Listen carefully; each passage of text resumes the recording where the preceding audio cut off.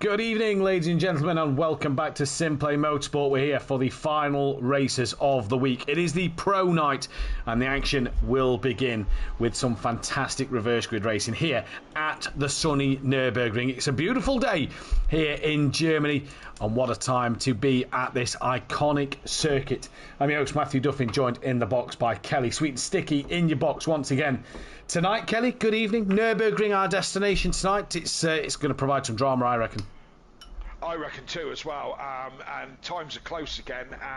There's a lot of drivers with a lot of confidence tonight. People are feeling good. The sun's shining and it must be helping their moods. The couple of drivers that we've spoke to this evening got a lot of confidence, so bodes well for a good night tonight. Stay tuned. Yeah, bodes well for a very, very good night tonight. We're currently watching Tobias Hoffer come down the start straight. New driver to talk about, Cal Seth, is in the Ferrari 296. New driver on the grid. From Norway as well, so great to have another driver out there on the track. Believe there should be 17 cars for race 1. We're awaiting Gary Leach, and then I believe 18 cars for race 2. McGowan cannot make race 1, but will be here for race 2. Now, the championship standings makes for very interesting reading. We gained one driver, we lost sadly 2 pro drivers this season. No more Darren Yeo or Sky Schundelmeyer for the remainder of the championship. So championship standings look like this. It is Silf. I believe it's David Silf, who is on 531 points, 17 points clear of his teammate Tardock, as Gary Leach now gets into the lobby. Is at 120 points back to Hoopert in P3. Ben is P4, 136 points off the lead. Then it's O'Reilly, Overtaker, Dan Davis, Matt Wright, Michael Harris, Jamal Clouden, Will Friedman, Mike Matthews, Viper, Skunky, Tobias Hoffer, Patrick Ledger, who's back after an illness, and I think he's been working for the last couple of weeks as well as a bit of an illness. So great to see Patrick Ledger back. Gary Leach from Carlos, McGowan, Fraser O'Brien, Joe Bates, Richie Michelle, Colin Pocket. Skenny should be with us, I believe, next week, so hopefully he'll be out there on the track as well, as then Cal Seth making his debut at SimPlay tonight. Constructors' Championship-wise, MSA 274 points clear of Team Audio Sport, 349 clear of Greasy Bandits, 399 clear of SimPlay Racing. Then it's Old School Racing, Quantum Motorsport, Team FBR, Team SPR, Effect Motorsport, and Red Rum Racing. Teams and drivers can start to drop out of the race tonight, really, Kelly. So it's that time of the year where we start to see the little red numbers appear on the spreadsheet that tell us they're no longer in contention of this championship. Yeah, we're over halfway through the championship now, aren't we? We are. Into the second half now, aren't we? And still some great tracks to go this year as well. So yeah, so we starting to see who's capable of pulling off the championship. But I've kind of got my ideas it might be an MSA car. Yes, speaking of the calendar, here it is for you. So obviously Nurburgring tonight. We head to the Red Bull Ring next week, the second of our night races, the 1st, 2nd and 3rd of April. Weather's looking very interesting. Very, very. But you've got to think, Austria, known for its sort of weather at this time of year, isn't it? Bit of snow and all that. You're in the Styrian Mountains, so, good possibility of that. So it should be a good night, that one. The Red Bull Ring always brings up good racing. So, and a night race. Yeah. So cool temperatures once again there. And unlike Imola, not really a lot of places to gain that tyre temperature. Yeah. So that's going to be an interesting one to see what the drivers are going to do in all 3 categories there. We then head to Alton Park in a fortnight's time. That's for round 10. Watkins Glen in 3 weeks. That's for week 11. And week 12 we end at SimPlay's home of Donington Park, straight but just before that Thursday night, come off comms, Friday morning, and then at Donington Parks it's the touring cars. So there we go. Absolutely. Time that well, haven't we? We certainly have, Rob Smith is asking if we could turn me up a little bit. Apparently I'm a little bit quiet. Yeah, that is no problem. That'll never do. I've been quiet my whole life. So, if Mathew could do that Done. in your with your twiddle your knobs, as it were. Donny Park, Alton Park as well. We're looking forward to actually going to Alton Park in the British Touring Car Championships. I think you're going to be joining us, Matt. Are you, maybe? Believe we are this year. Yes, I believe everything, all being well, work-wise, obviously depends what work comes up in the commentary world. I believe we are heading to Alton Park, yes. Absolutely. So we'll certainly be having a little SimPlay drink if anybody wants to join us at Orton Park. That, of course, is a very, controlled and what am I going to say? Pleasant experience. Doesn't get Larry at all. So if you come for a drink at Orton Park, don't click it, Kelly. Just a little word of wisdom. Don't click it, absolutely. Kelly. Me and Gary sat in the back of Gary's brother's bootlet, and we saw what happened when you click it, Kelly. So this is it. Nothing actually happened. Kelly just shouted at Dan. Kelly actually just shouted at Dan, but with Dan being his son, exactly. Exactly. It's going to be an interesting night. And while we're at the Nurburgring, Kelly, let's obviously point to the big event coming up, Maybank Holiday Weekend. The weekend after, I think it's a week and a half after the season ends. The Nord-Drive 24 in honour of cancer research, for cancer research, try and raise some money. We've done it before, about 4 years ago now, Kelly. God, how time flies. I think so. I think it'll be coming up to 4 years' time this summer that we last did it. So time has flown since we last did it. We're now obviously doing it again this year for cancer research on ACC. Driver swaps available. Get on the Discord. Get signed up to it through the Discord. It is on SimGrid, but the event is hidden. We're trying to keep this for the FBR and SimPlay drivers. It will go live with about 2, maybe 3 weeks to go before the event for others to sign up. But we want to try and keep this as like an in-house event, just so that it is for the guys and girls who are obviously wanting to take part in the event. But it's going to be fantastic. That is on the weekend of, I'll give you the exact date. 3rd or 4th of May? It is the 3rd of May, which is the Saturday. Qualifying takes place on the 2nd of May. We're doing a qualifying, one driver only qualifying. That driver cannot start the race, in which we'll bring you a very short broadcast of that qualifying session live. Because we can obviously set the grid manually now, that is the way we're going to do it. We're going to do the qualifying the night before, meaning that on the day, a little, like half an hour practice session to get everybody into the lobby, and then we can get the event underway. We don't need an hour's practice session. We don't need to then do a half an hour qualifying or whatever. Do the qualifying the night before. We can get ready on the Saturday to just go racing.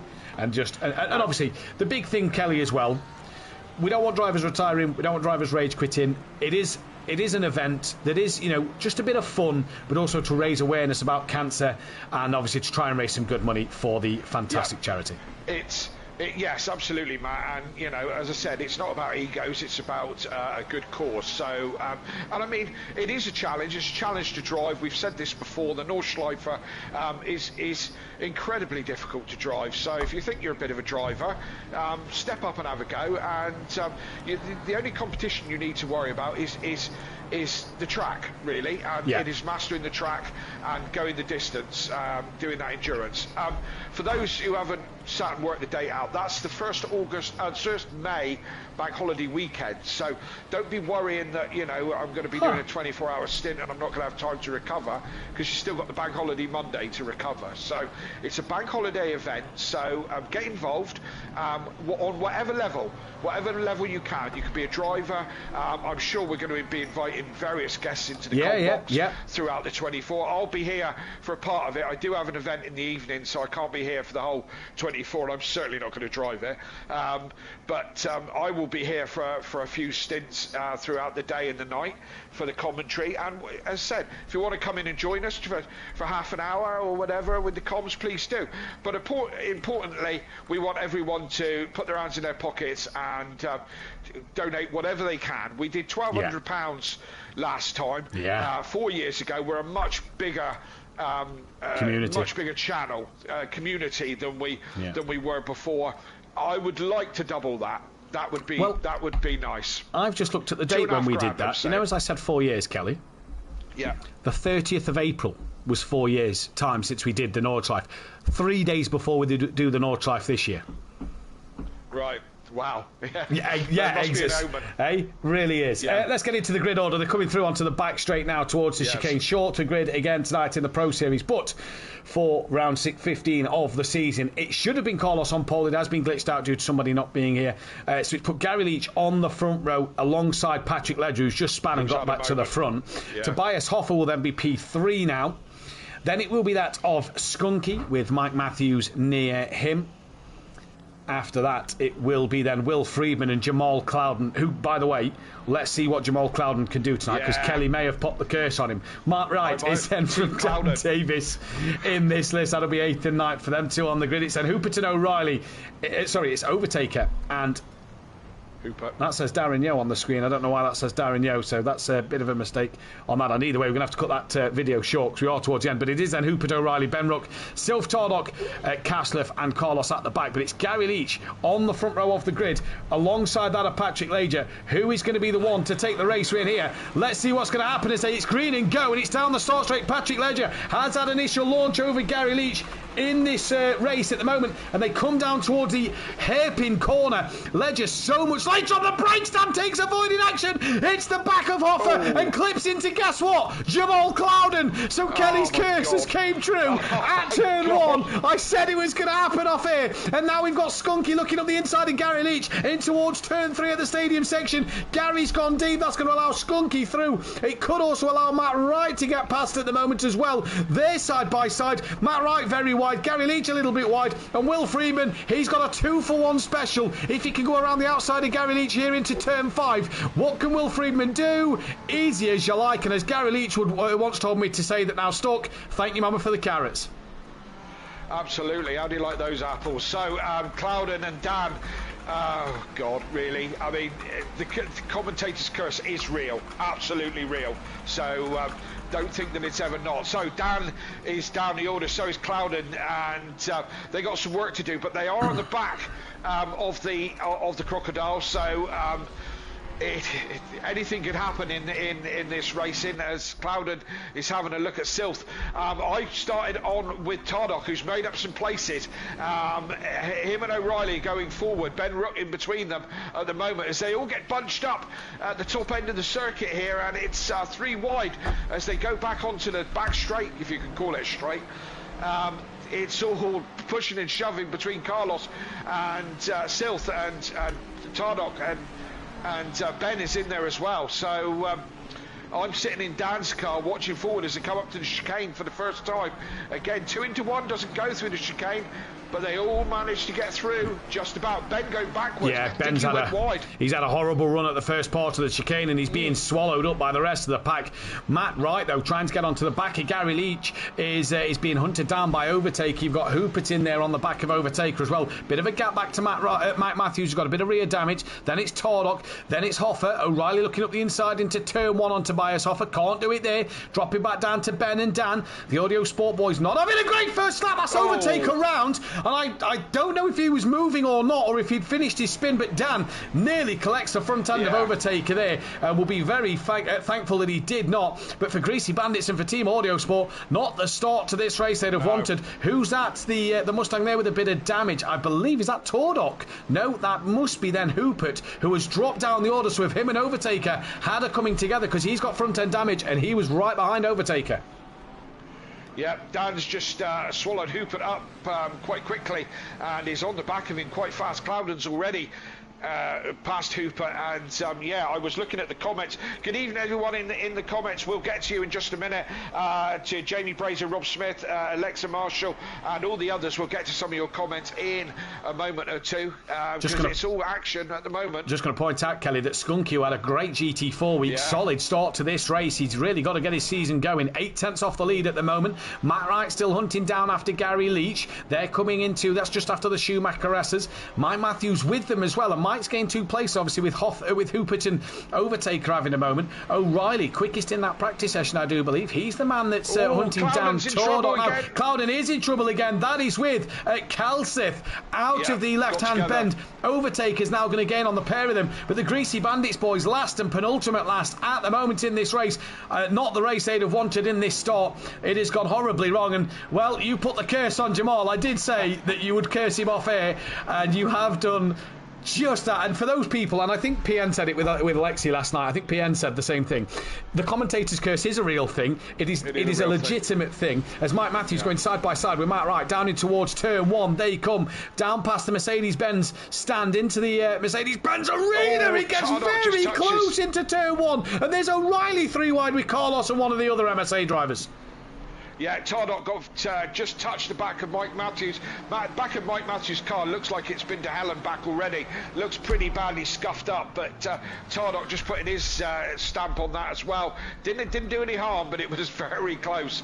And these guys going for it here, and Tardock in 8th, Hoffer in 7th, Matt Wright, Mike Matthews and Gary Leach all in close company, and Gary seems to be struggling with that Lexus a little bit. Doesn't seem to be getting the best out of it, does he, does Gary at the moment? And I don't know about the trolley train, but Leach, we're going to have to come up with a name for him, the Leach locomotive, I reckon, because this is absolutely crazy at the moment. Gary is pulling them all along one by one as they chug down the straight through the Dunlop hairpin, there you go, and back uphill towards the Schumacher S as Matt Wright still on the back of Gary Leach. Then it's not Tobias Hoffer, it is Mike Matthews. That's a big moment through the Schumacher S's, runs wide onto the gravel. Hoffer's very going side by side with Tardock. Hoffer avoids Mike nearly into Tardock, and Mike loses 2 place. Hoffer keeps hold of the position at the moment. Now Mike's got his teammate behind him of O'Reilly, who looks up the inside, and Mike's not going to defend that one too hard. He's going to let O'Reilly go. He knows O'Reilly's got pace around here. Look at Hoffer and Tardock side by side into the kink now. And here they come, the big Bentley and the big Ford Mustang. Absolutely. Mike Matthews put one wheel on the grass and it cost him 3 places. That's how close these lot are. Gary Leach still holding these up, but O'Reilly, and they're into the pits. That's Matt Wright. Hoffer, and whoever I'm on with, O'Reilly. So Will Friedman's already in the pits as well, Kelly, and there was one of the MSA cars and Jamal Clouden in as well. So that is Hoopert also in, and Jamal Clouden. If we just drop back from Mike Matthews, look, there's Sylph, there's Dan, there then is Carlos, who's side by side with Dan. Dan trying to go right around the outside of turn 1. Little bit of contact from the pair of them, and Carlos lets Dan go. I think Carlos know that he just tapped the rear of Dan and Ben Rook. So even though Dan's had and Ben have had a bit of a nervy start to this race, they're not out of it by any stretch of the imagination. They're out of the podium, I think, but they're not out of a top 4. Even Kalsef and Overtaker are on the back of this train. Will Friedman's done his pit stop and he's ready to go. He could be on for an undercut here, but it's a great fight at the minute. Sylph on Mike, Mike on Sylph, Carlos on Dan on Sylph, Carlos on Dan. Yes, indeed, and Jamie Braylier says the Leach line, which, that's not bad. That's not bad at all. Yeah, and Alexi Marshall has stopped shouting now in capitals, and says the overcut strategy here from GT3 Pro-Am and Pro 4, remember. So, Alexi, our Wednesday night commentator. If you didn't tune in last night, you can go back at some point and watch her on the YouTube, as well as all the races that have been here at SimPlay, all 5 years of history, all available for you to watch. 5 years this August. Incredible. Gary Leach gets a poor run out of the onto the back straight here, and just manages to defend that inside line over Tardock. Now runs it out to the outside. Tardock got very, very close to Gary there. I don't imagine Tardock's going to go for it. He does. He's tapped Gary. Gary's in the wall. I think that was naughty, to be honest. Tardock's in. Mike's in. Yeah, we'll leave that one for the stewards, but Gary won't be happy about that. He was defending for his life. I was beginning to think, he was going to be the KLF of the of Pro there. Patrick Ledger in the pits from the race lead as well, so that's going to be interesting to see where he comes out in relation to Will Friedman. Like Alexi says, overcut was the strategy to play here. And we know that Dan normally likes an early pit stop, but Dan obviously may have done his homework and realised that the overcut is the strategy to do. He's on the back of Sylph. Dan actually looks like he's pretty comfortable in that Porsche tonight, but whatever happened on turn 1, looks like the Porsche's got a little bit around here. Now, the interesting thing, Kelly, is only 4 cars gain weight at this track. That's the Lamborghini, the Ferrari, the Ford. The BMW is the big one that gains weight, gains 31 kilograms out of 40. Right. With the Lamborghinis then the second most with 16. Every other car bar then 4 lose weight at this track, meaning they're not the best round here.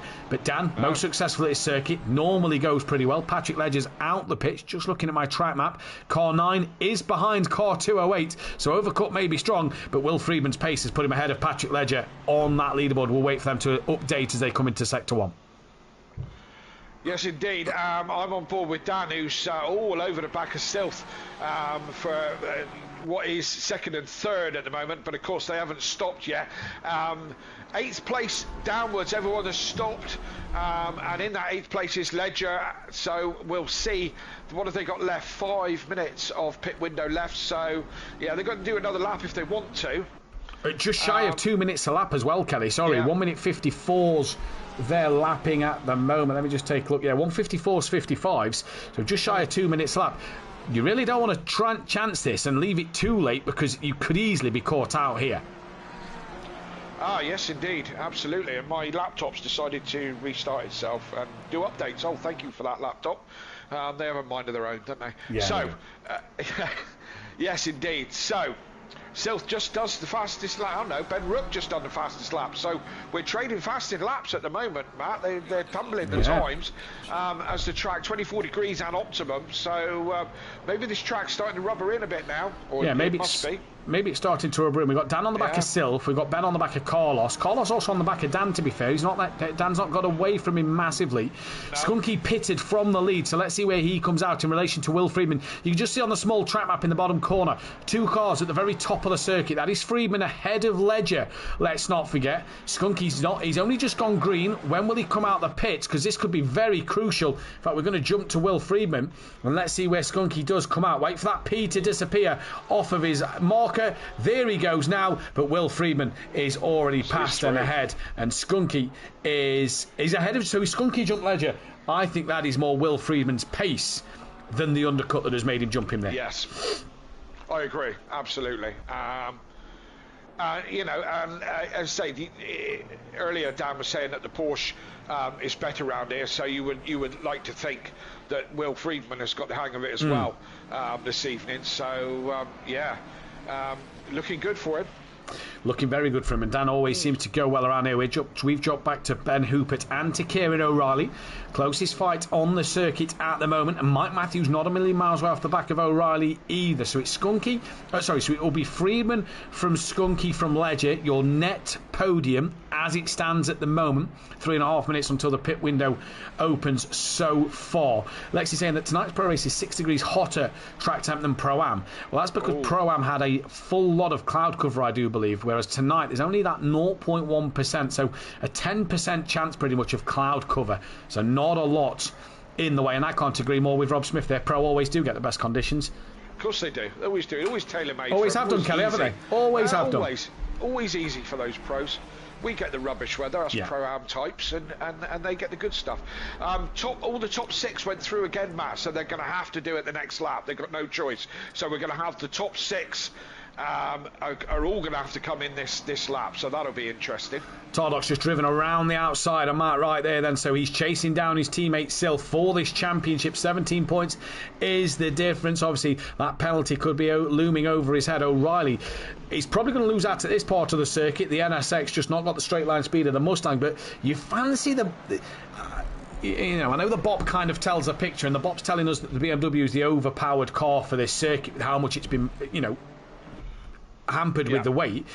Yeah. The Honda loses 3 kilograms, the Porsche loses 4. But yeah, I fancy them cars. Yes, you've got the start straight, yes, you've got the back straight, but the corners around here, I really fancy the Honda and Porsche to really negotiate well through them. I think that's why we're seeing good pace. Silth now sets the fastest lap. Dan's managed to break away from Carlos, and Ben's still on the back of Carlos, but like Kelly said a moment ago, in fact, Overtake is now gaining on the back of Calseth. But like Kelly said a moment ago, they've got to pit this lap because they're lapping 154s, 155s. Well, there's 151 left on the pit window clock, and they're not even at the start line yet, so they have to all pit this time around. If one of these drivers misses this, go an extra lap, that's at least 130-second time penalty. The game gives you standard. Yeah, it's done, and I'm not expecting these 6 to be that stupid. So, although funnier things have happened.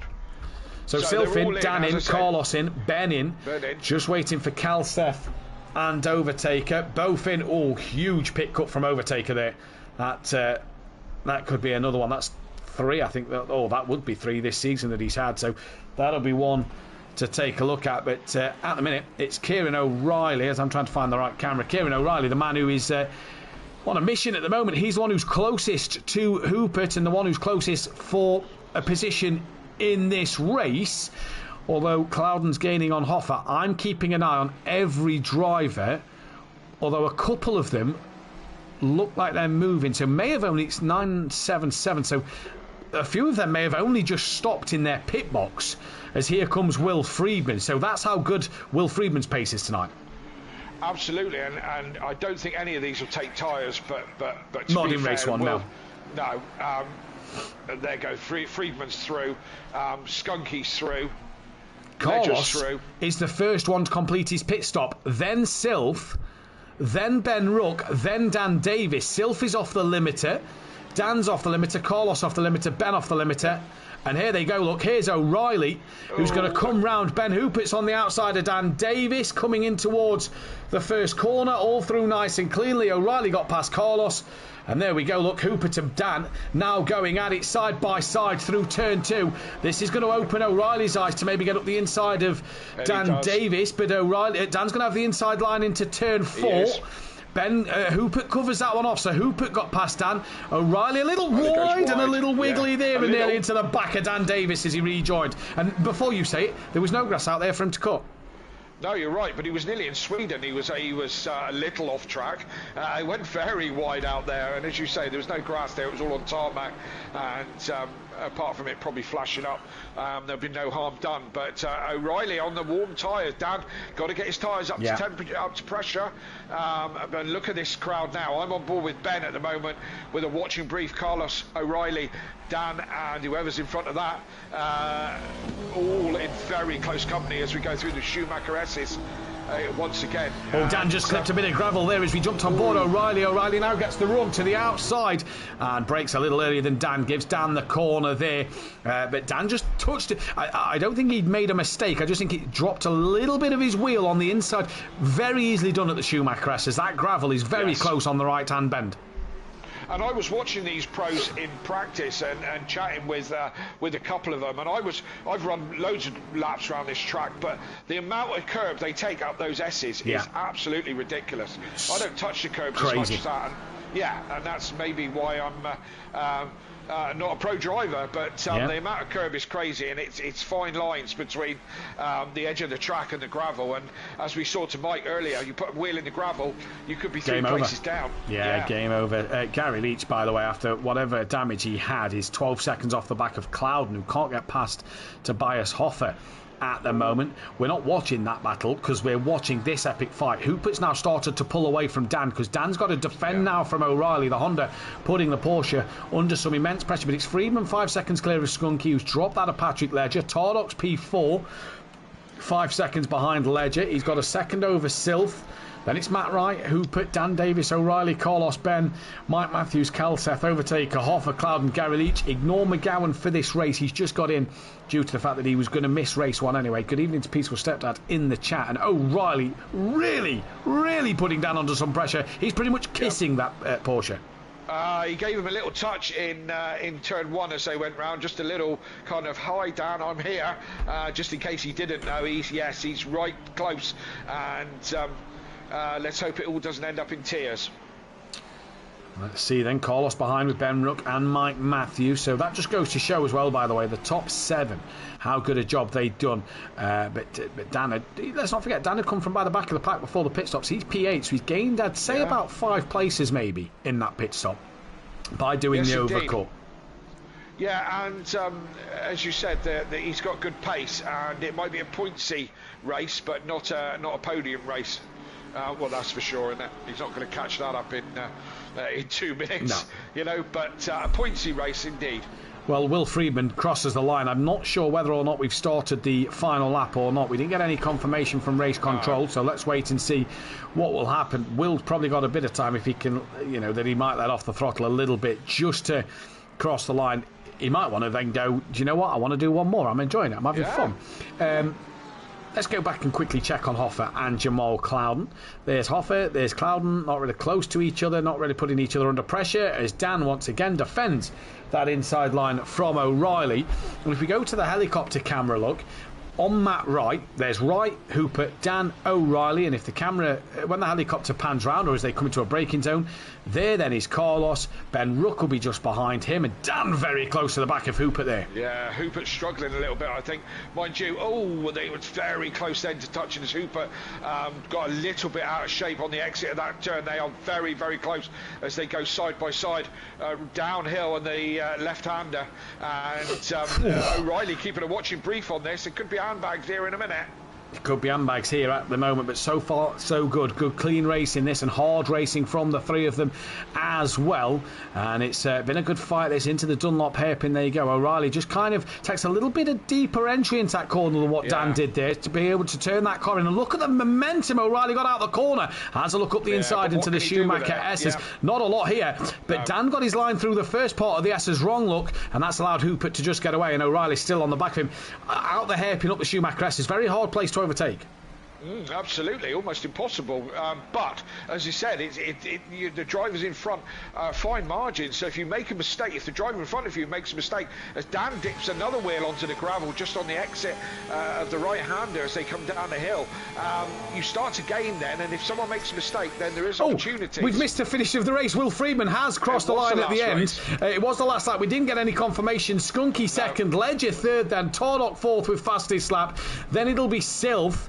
In this one, Matt Wright is going to hang on there for a P6. Good for result for him. Then it's Ben Hoopert from Dan Davis, who does hold on from O'Reilly. Then it's Carlos, Ben Ruck, Mike Matthews P12, Calseth P13 with Overtaker 14th. Oh, and Jamal Clouden and the Bentley have come together. Clouden is station or rolling. I would hazard to guess that may be Jamal's fault, because if it wasn't, I don't think he'd have given the Bentley the position back, but Jamal has gave Tobias Hoffer the position back, and Gary Leach nearly got the pair of them. And apologies to Will that we missed the race win. The race control never told us. Well, race control never told us it was the final lap. We was too busy watching the action instead of the timer, wasn't we? But I'm sure that David Croft doesn't have these problems. I'm sure someone's telling him when the last race, and he doesn't control the cameras as well, to be fair. So, he doesn't control the cameras. No, he doesn't. Exactly. No, and so his producer's probably in his ear telling him what's to come. Exactly. So we don't have that. So no. Apologies. And talking about apologies, my apologies to Clouden. I want him to do terrible in the next race, because I was backing him genuinely to have a good race, and that all went terribly. So Commentator's curse is real. It's a real thing. And Jamal, I'm really sorry. Yeah. I'm waiting for a message from Jamal. That's no lie. I am genuinely waiting for a message on Discord from him. Probably with some expletives. Yeah, I reckon so. Either way, that was race one done. Will Friedman, your race winner. We'll be back in a few months' time with race two.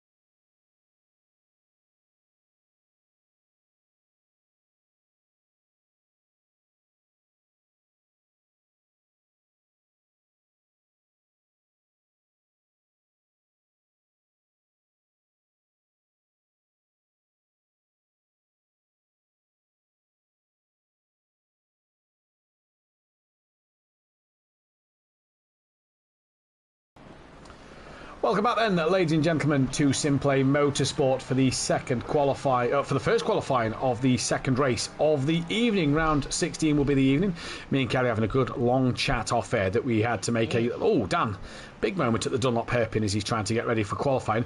Me and Kelly was having that good, longer, harder chat in the mid-session break that we nearly missed our usual toilet and refresh the beverages spell. Only we had 2.5 minutes. Both made it back in time, so that is fantastic. Now, during this break, I picked up a banana, right? And I want to have a discussion with you, Kelly. Okay. How do you know your partner says you're fat, go on a diet, without her telling you you're fat, go on a diet? Because the other day, we did a Tesco's whoosh order, which is like you can't, it's not a normal standard Tesco's delivery. It's just a quick one where you can get a few bits and bobs. She brought some kiwis and some bananas. We already had oranges and apples in for the kids. And I said, God, how much fruit do we want? She said, I thought you were instead of you snacking and eating some chocolate and crisps, I bought you some bananas and kiwis. I said, okay. Right, okay. The next day, the proper Tesco shop came, and there was more kiwis and bananas and grapes and 2 bottles of Diet Pepsi. So how do you know that your partner's trying to tell you you're fat, go on a diet, without her actually saying it, Kelly? Okay, so this is the same effect as you get deodorant at Christmas because you smell. That one? Yes. Ah. Okay, so I mean, first things first, she might just be doing it for your health more than just a cosmetic thing. She might be just thinking we need to just be more healthy and more fruit and your 5 a day. It will also make you taste sweeter, when she gives you a nice kiss, right?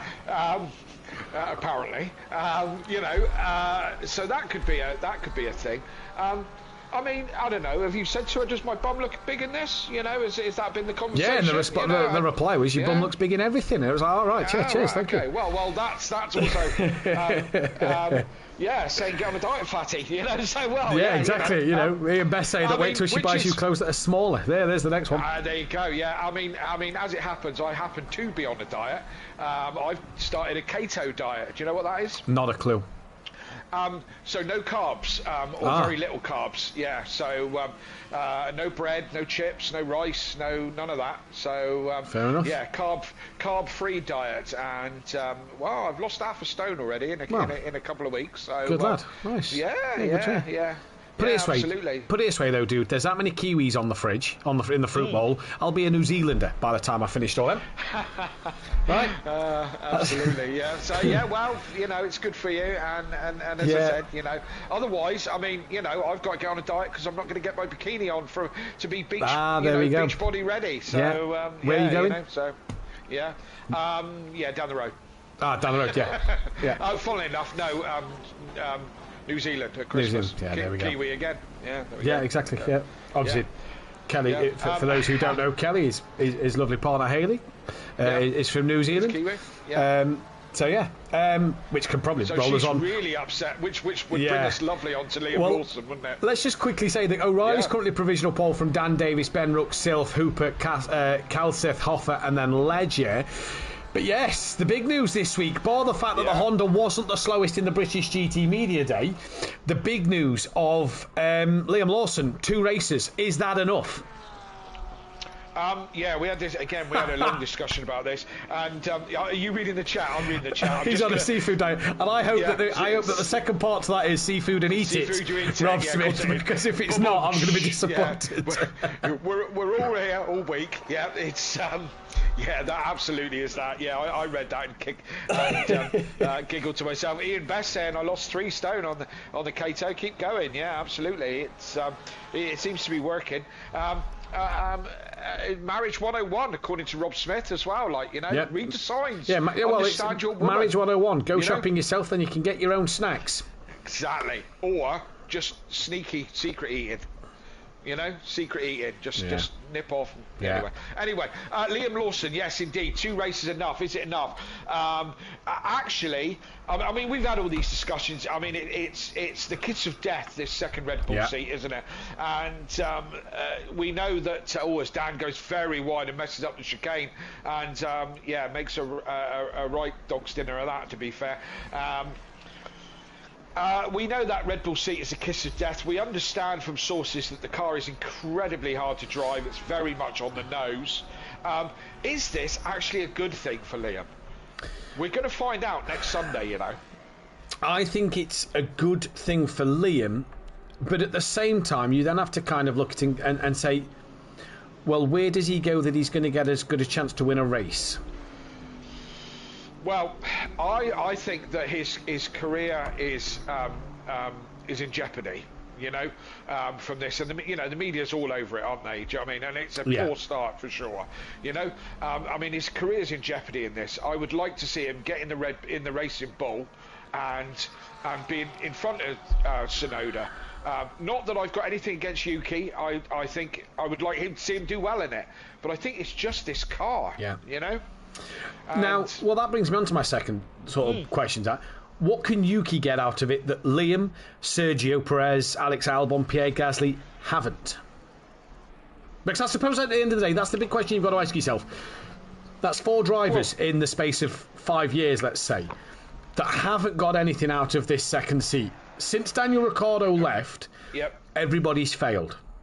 Well, it's about the car setup, isn't it? That's what we understand. Yeah. Now, if Yuki likes his car on the nose like Max does, then he might be, it might get on all right with him. If Yuki's style, I mean, I don't know what Yuki's style is. Kind of like scream and shout and be really aggressive. But I don't know what his style is. Do you know what I mean? But Max having it set up to be right on the nose, and Alex Albon said it. You take a bite at the corner, it dives to the corner, and then you take a second bite at it. And anybody who knows, anybody who's done any racing, you know, who understands racing, you don't have to be particularly good at it, but understands how it works. If you've got a pointy car and you turn in for the apex, and the car dives towards the apex, you then take another stab at it. All this is costing you time. Now, if Yuki likes it on the nose, then we're in business. But I mean, surely Max isn't the only person who drives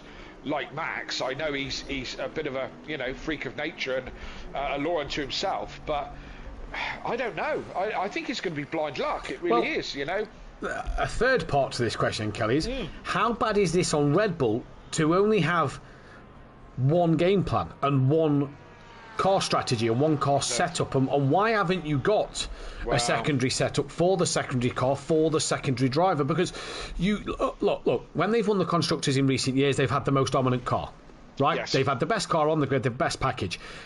McLaren stopped that last year. McLaren took that away from them, and they're going to do it this year. And I think Red Bull are potentially 4th best on the grid without this second driver, right? So with that being the case, why don't they mould a car to the second driver for that constructors' points? We said off air, didn't we? They've lost their key asset in Adrian Newey. He's gone Aston Martin. So that is gone.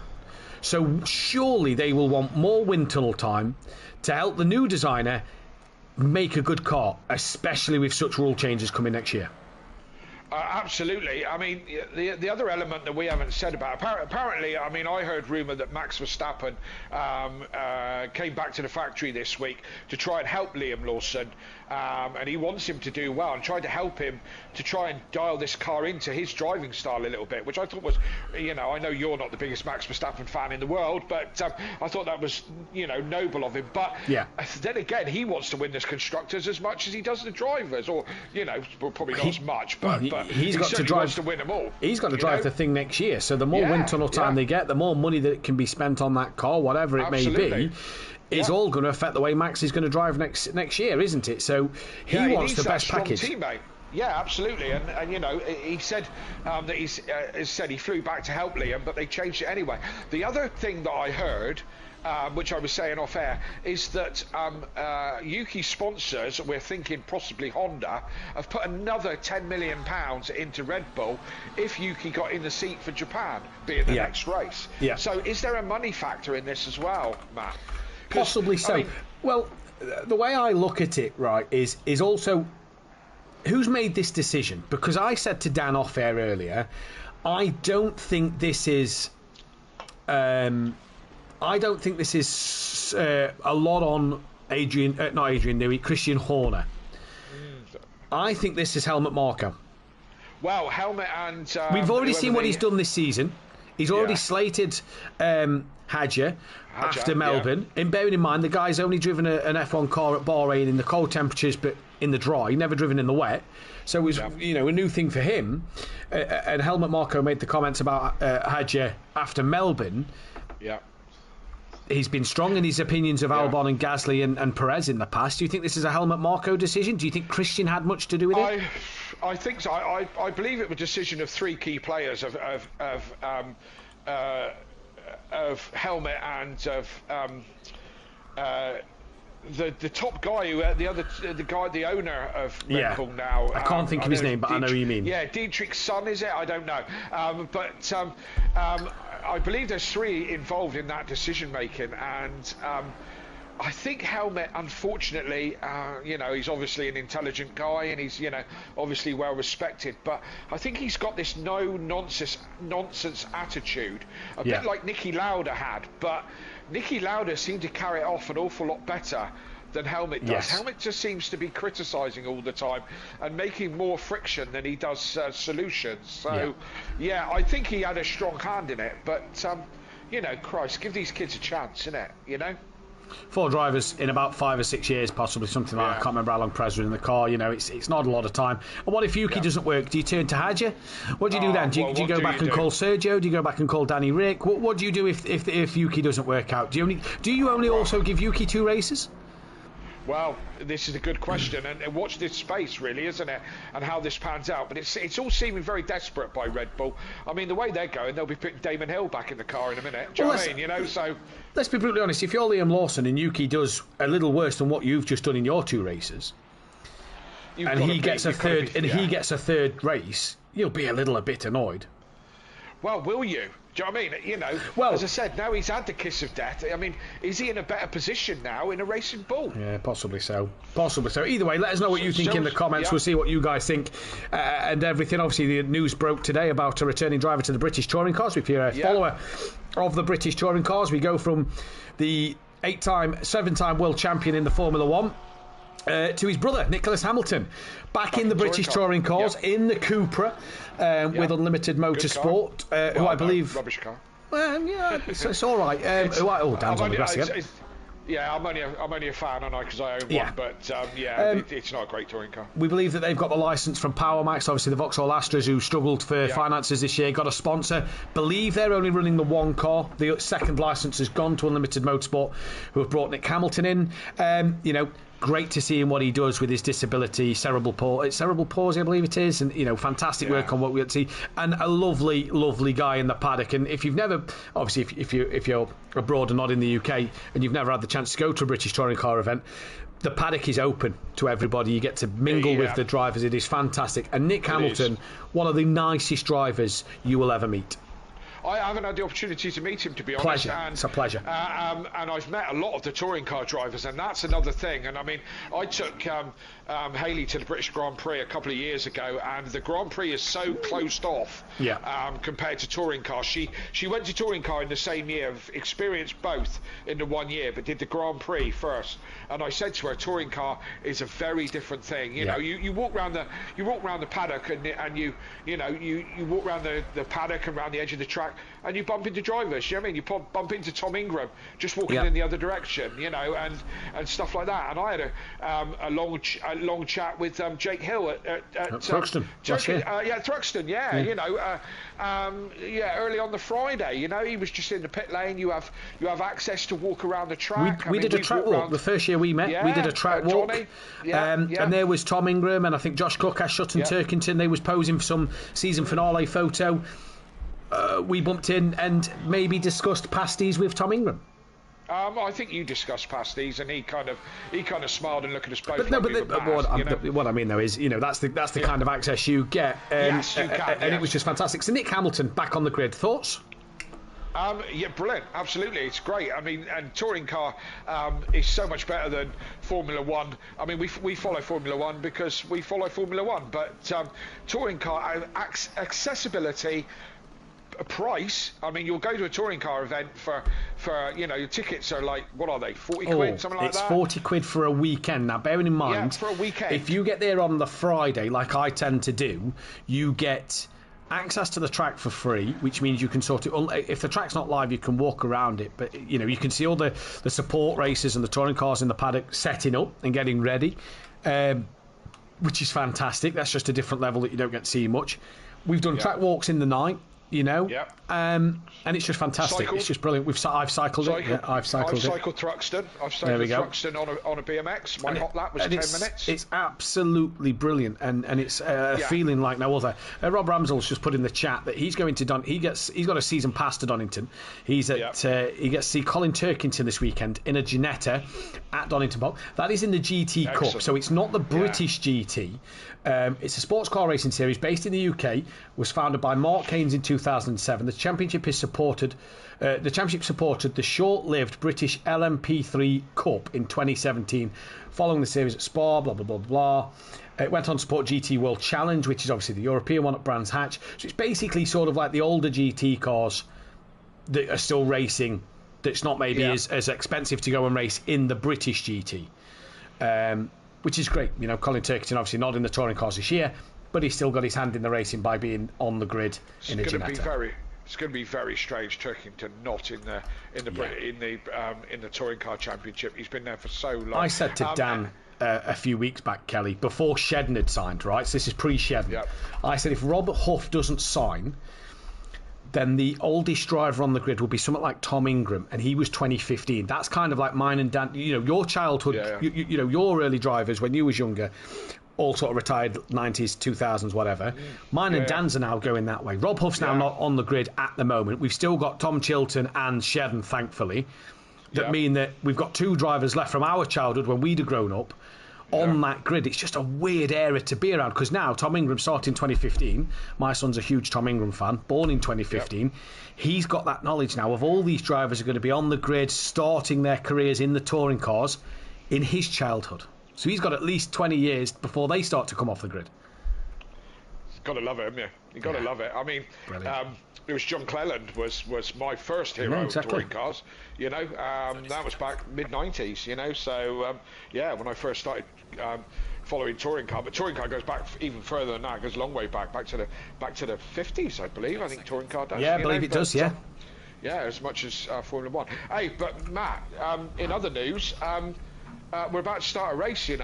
We are about to start a race, and qualifying, I don't think brought up too many excitements. Maybe Dan, the shock of qualifying being higher. Yeah, Dan Clouding in the top four. I'm not going to speak about him this race. I'm going to leave him alone.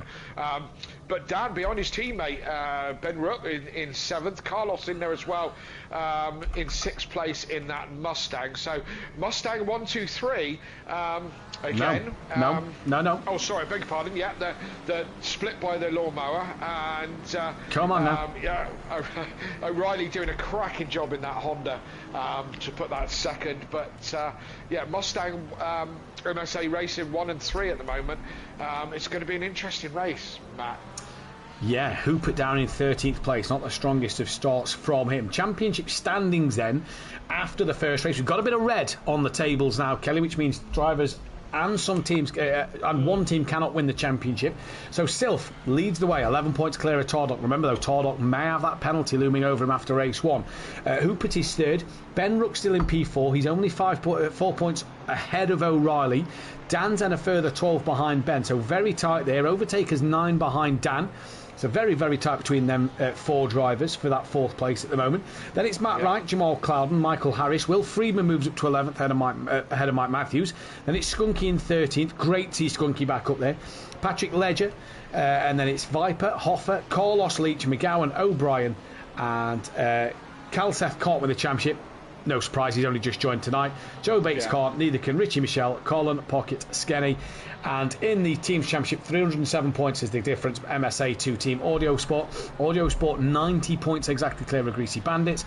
SimPlay Racing gained a little bit over the Greasy Bandits team there. Old School Races P5 Quantum Motorsport 6, Team SPR, Effect Motorsport, and then Red Run Racing, who cannot now win the team's championship. In terms of the manufacturers, which is just a little bit for me for stats, McLaren 64 points clear of Porsche. They're well clear of Ferrari, Ford, Mercedes, BMW, Aston Martin. All them manufacturers can still win it. Then it's Ginetta, Chevrolet, Alpine, Lamborghini, Bentley, Nissan, Honda, Lexus, Audi. Yes, indeed. Yes, indeedy. So they're on the formation lap, ready for this 1 hour race. As normal, there's mandatory pit stop where they have to take fuel, but they don't have to take tyres if they don't want to. Do you think they're going to tonight? It's quite warm on track now, isn't it? 24 degrees track temp, and it's only going to get warmer as we head into 2 o'clock. I'd be taking tyres. So good you are on your tyres, isn't it? I think it is, I'd be taking them. You know, Imola last week, very cold. I don't think you needed to. Here I'd be taking them. Just reading the chat. Evening to Gary Clawball. Stop having handbags, you two. Yeah, just little handbags. Right, let's get rid of that, and let's then put up another poll. Yep, and just in other news, Matt, just very, very quickly, my subscribers has gone up in the Audio Sport YouTube channel. It's gone up from 84 to, wait for it, 86. Ooh. And thanks to Rob Smith, because I know he's one of them. Thanks, Rob. It only there we took go, about, 6 weeks or so to so this is week 8. This is week 8. Week 8. Is it really? Wow. There we go then. And while we're there, then let's just briefly mention that we can you can check out our sponsors: Design Manchester, producers of vinyl graphics, laser engraved gifts, mugs, printed clothing, and much more, including SimPlay Motorsport merchandise. Links in the description. And Audio Sport, manufacturers of EW Transporter, T4 audio solutions, and styling products. Head over to www.audiosport.co.uk. Links are all in the description. As we all green and go, Hooper's got a drive-through penalty, and it is all handbags at the front, because look at O'Reilly. He's already taken the lead of this race from both the Mustangs. Clouden's on the outside with Friedman. Dan's looking up the inside of Carlos in that mid-pack at the moment, but O'Reilly, not sure what happened to the two Mustangs. It was all four sort of really squeezed in, and O'Reilly's managed to come out on top at the moment. But Will Friedman now side by side with Dan after he got past Carlos. Ben's out wide. Ben's had a big wiggle and a big moment. That's going to allow a couple of cars underneath, but Dan now side by side with Will Friedman at the start as the front three. In fact, Jack Clouden there, he took one of the MSA cars as well. Absolutely, all action going on here, but nice and clean this time. I didn't see any bumping and grinding, as it were. I'm on board with Overtaker with a watching brief on these guys. So cracking start from O'Reilly, and he's starting to stretch his legs already. He is starting to stretch his legs already, and it was Tardock who went from first to fourth in the opening stage of this race. Good evening to Benny in the chat. Who's joining us obviously from Australia, but it's O'Reilly from Sylph, from Clouden, then it's Tordock, Will Friedman, Dan Davis, Carlos from Overtaker with McGowan, Mike Matthews, Ben Rook down the order from Skunky, Ledger, Hoffer, Gary Leach, who's already got past Matt Wright, and then Kalsef, and he's also got past Hoffer now, but Hoffer's having a look at Gary Leach through the Schumacher S's. They go side by side just into the next corner. Hoffer's going to try and hold it around the outside to have the inside line for the next part, but Gary Leach, has he got it done? Not just yet, you know that. Bentley's keeping Gary honest, and Gary now stays ahead. Yeah, it's all stalemate at the front. O'Reilly, as we come round to the chicane for the first time. Jamal's made a mistake. Sorry, Kelly. He went very wide at the opening part of the chicane, and he went onto the grass, in the gravel a little bit. That's allowed Tardock through, and it's now put Will Friedman side by side with Jamal at the moment as they come down the start-finish straight. I don't know if that was Tardock just maybe showing Clouden the nose, and Clouden fell for it, but Clouden definitely made his own mistake there. Yeah, not my fault. Nothing to do with me at all. Ian Best just put in the chat, did Hooper just quit because of his drive-through? I think he may have done, because he's no longer on the timing tree. Well, that will be a penalty, will it not? Yeah. Okay, well, so probably been better to take the penalty tonight, wouldn't it? Yeah, because if that's his third retirement, then that could be a minus 25 points in your championship. Oh dear. Yeah. Okay. Kelly, I need some Audio Sports stickers and sponsorships for my new wheelchair exchange from my subscription. I didn't say I was paying for subscription. Steady on, Rob, innit? If you're passing past the workshop, pop in, I'll give you a free sticker. That's easy enough. And that's open to everybody. Luckily, most people aren't close to us, but I know Rob's only about 10 miles away from me, so yeah, pop in, I'll give you a sticker. That's not a problem. Here's Kieran O'Reilly then, fastest lap of the race. Obviously, we've only done the one lap. Still within 8 tenths. Still Tardock third from Clouden, from Friedman, from Dan, from Carlos. Then it's Overtaker, McGowan, Mike Matthews. Oh, did he just put a wheel on the gravel there? Ben's not close enough if he didn't. I think Ben dropped a wheel on the outside of the Schumacher. So, as we were, even Stevens. Matt Wright's passed Tobias Hoffer, and he's now got Cal Seth on the back of him. All still in very close company at the moment, aren't they? Apart from the front two, no one's really kind of broken away. They're all kind of lining up behind Tardock, really, aren't they? Yeah, doesn't seem to have that overall pace at the moment. Jamal's just dropping off the back of Tardock a little. He didn't get the chicane right again there, did Tardock, and Friedman not as close this time, and not as big a mistake for Tardock from Clouden, for Friedman to capitalise. Dan has just fell into the clutches of Carlos a little bit this lap. I'm just going to watch Will Friedman right in the slipstream of the McLaren at the moment, though, coming down the start-finish straight. Here he comes, pulls to the outside. Jamal just goes a little bit defensive. Dan also not taking the natural line, just covering that inside a little bit from Dan, not as much as Clouden did. And Friedman stays as we are. But Dan's dropped off the back of Friedman and into the clutches of Carlos. Yeah, I think it's ebbing and flowing, to be honest with you. Do you know what I mean? Dan has just pulled up to the back of Friedman again and pulled a bit from Carlos. So, sector to sector, it's, as I said, ebbing and flowing for a minute. It is just for the time being at the moment, and this is going to be an interesting one to keep our eyes on then through this opening stage of the race to see what's happening. Silf just brought that gap down to O'Reilly a little bit. The Honda, I think this is the best the Honda's looked, because when it's looked really good, it still looked a little snappy and twitchy at times. But I think the Honda tonight, look, he's opened that gap up half a second in sector 1. So this is the best that O'Reilly, I think, has looked here. This is the closest fight on track at the moment. It's between Friedman and Clouden until the timing screen updates and it proves me wrong. No, it's proved me right. Gary becoming a bit of a train again with Matt Wright, Hoffer and Calseth behind him. But it is this Friedman-Clouden fight that is one worth keeping our eyes on at the moment. It's Clouden just making the odd little mistake here or there. 5 minutes gone in or just under 5 minutes gone in this race. It's going to be an interesting one to see what happens throughout the rest of it. But so far, O'Reilly doing a cracking job, and Tardock now putting a second between himself and Clouden. Yeah, O'Reilly, I'm just on board with O'Reilly, and he seems to have it well under control, hitting all the apexes nice and easily, smooth and consistent through the corners, and driving nicely. So looks like he's got the car really underneath him at the moment, which that puts him in front, and he, still is not exactly knocking on his door right now, is he? So Tardock with the quickest lap at the moment. Yeah, it's, we'll see what Tardock can do. Silf's just got the gap back under a second. Overtaker looking to put Carlos under a bit of pressure here. Just behind Dan, as Dan just not able to stick with Friedman and Cloudman at the moment. He's thereabouts, I'd say. He's got Carlos closer to him than what he is to Friedman.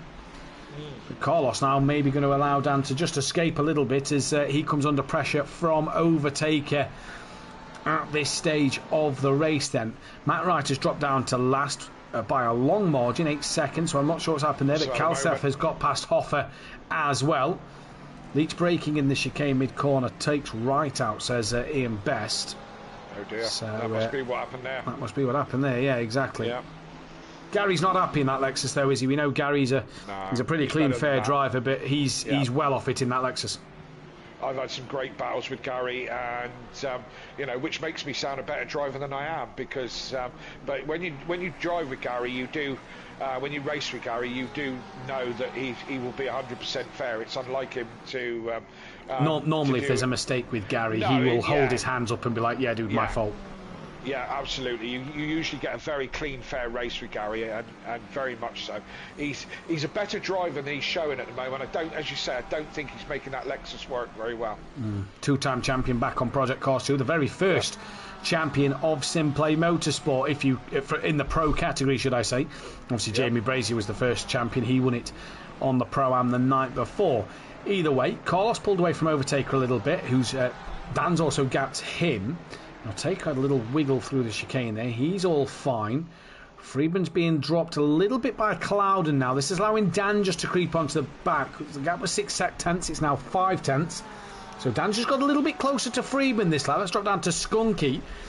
I don't know if I think he's just been passed by Patrick Ledger. So Ledger's got the move done on Skunky. Skunky loses out on a place. P2 in race 1.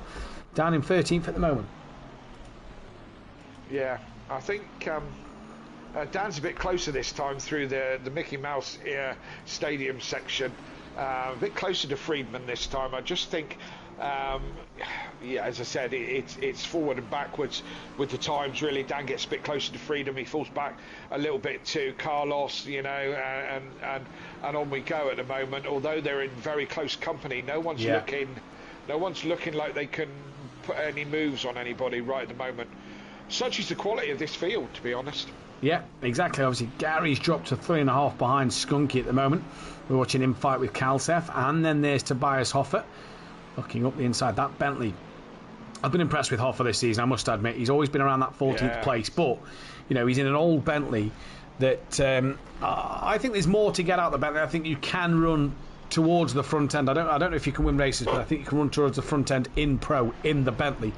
But great to see. It's a personal favourite corner of mine as Friedman's right on the back of Clouden now.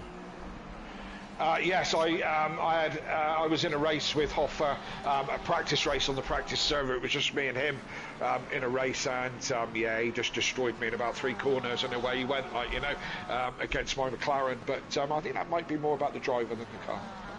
Possibly so. Wright thinks it was Hoffer rear-ending him more than Gary, says Ian Best.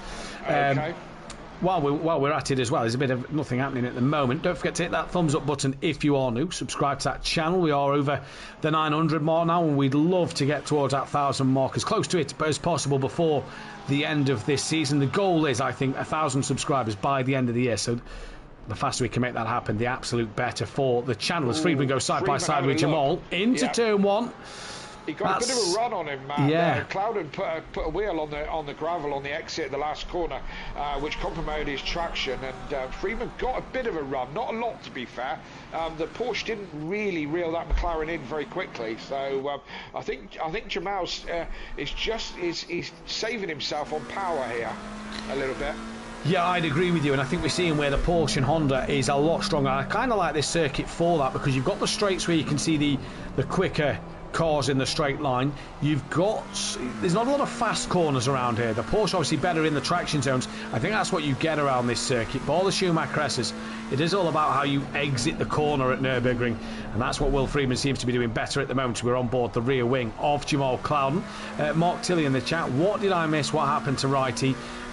Qualified down the order at an incident at the chicane. That is what's put him down there. Tobias Hoffer, yellow flag now. It's going to help Wright catch onto the back of Tobias Hoffer there then. Yeah, I think you're right. The problem with being good in the traction zones is it doesn't give you an opportunity. It gives you an opportunity to catch the car in front, but it doesn't give you an opportunity to overtake the car in front. A good car with good traction is really only great for defending. Do you know what I mean? But certainly around this track, there's not anywhere long enough to use that traction to your advantage. Yeah. I'm still on board with Friedman as we're just coming through the chicane, as Clouden bounces through it, and so does Friedman, to be fair, as these guys take a lot of curve, and Clouden on the power, and that Porsche is right with him. You're not getting the yo-yo effect, but the McLaren just a little bit better in the straight line, I feel, and just gapping the Porsche a little bit. So Friedman isn't close enough when he gets into the braking zone to make a move. And speaking of pulling away, they've also dropped Dan at this part of the last lap. Dan was right with Friedman and Clouden. He's dropped back to 7/10 behind. That's brought Carlos back into play with Dan a little bit here.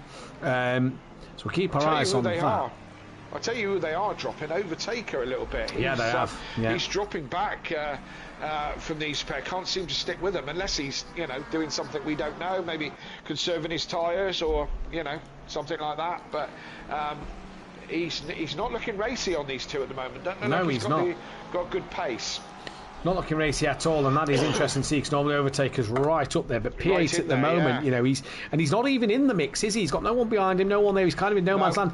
Dan's been dropped to a second now, and Dan's also dropped Carlos to 1.3. So Jamal and Friedman pulling away here from Dan, and Dan has no answer to stick with them at this moment in the race. But it is early doors. There obviously is the pit window to come. Yeah, anything can still happen. O'Reilly's nearly got a 2-second lead, so he is flying at the moment. Tardok has reeled in his teammate a little bit. He's within half a second now. O'Reilly's still comfortable with a couple of seconds in hand out front, but as I say, Tardoc's just started to reel stealth in a little bit, and Clouden can still see them, but he's probably looking in his mirror more than he's looking forward, to be honest, because Will Freeman is all over the back of him like a cheap suit at the moment. As they come into the last corner, and that McLaren, you can see the back end switching from side to side as Clouden just holding on to it, get the power down in the traction zone and get flat scat. It's a very interesting turn one. It's downhill. You hit the brakes, I do, about 100-meter board, and down through the gears. Try and pick up the apex of a corner that's dropping away from you. It's a very tricky turn one here, Matt, isn't it? It is a very tricky turn one. You take too much on towards the curb, you kind of hit like a little bump as the car bottoms out. You don't make the curb, you lose a lot of time going deep. One thing I'm just going to note here, Kelly, a bit of an observation. Every time Friedman gets onto the back of Jamal, ball that moment there for Dan gains on Friedman and Clouden. Without Friedman putting Clouden under too much pressure, Dan just seems to get closer to them. The minute Friedman loses a couple of attempts, and it is only a couple of attempts to Clouden, Dan loses a lot of time to the two in front. So what are you saying? You thinking that he's struggling in dirty air when he gets close to them? I do. I think because Friedman's not putting moves on Clouden where Clouden's having to drive overly defensive, you know. So they're not fighting to lose time.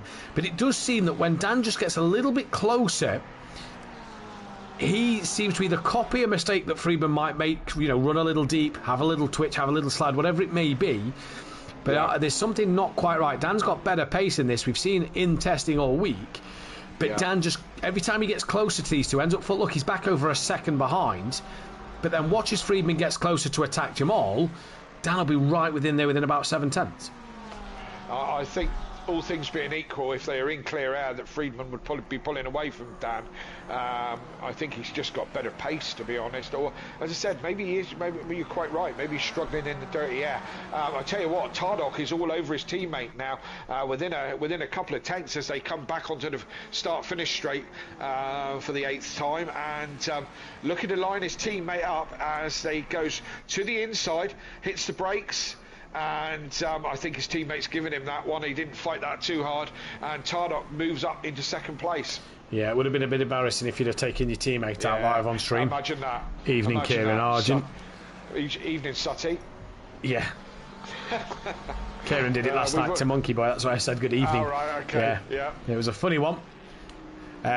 Kelseth. Worth going back and watching at some point. It is worth going back and watching. We're Lexi and PM Motorsport brought to you all the action of last night's race. Kelseth, though, on the back of Gary. Hoffer and Matt Wright's nearly with these two. Gary's 11 seconds off the back of Skunky. That just shows, to me, how much Gary is struggling in that Lexus. Now, Friedman's dropped off the back of Clouden a little bit. Dan's still around that second marker.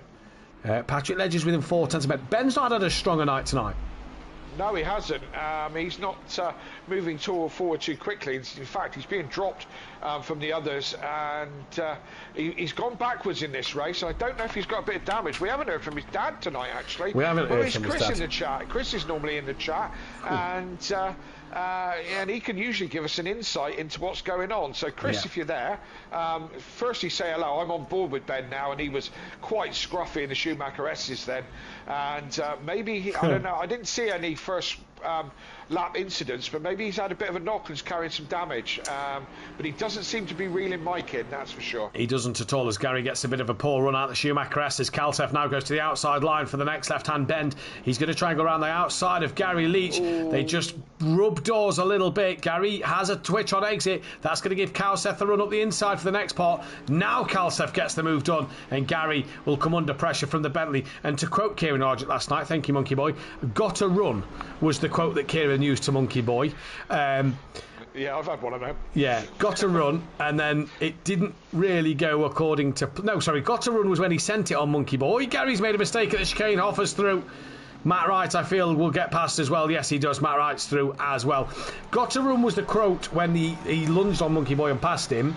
When he lunged and hit him, there was no quote. There was nothing.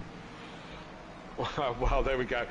If you want to watch that action, as I said, it's all available to watch on YouTube, as well as all the classic races and the Nurburgring 24 from nearly 4 years ago. And we're doing it again in a couple of weeks' time. Get involved at Cancer Research.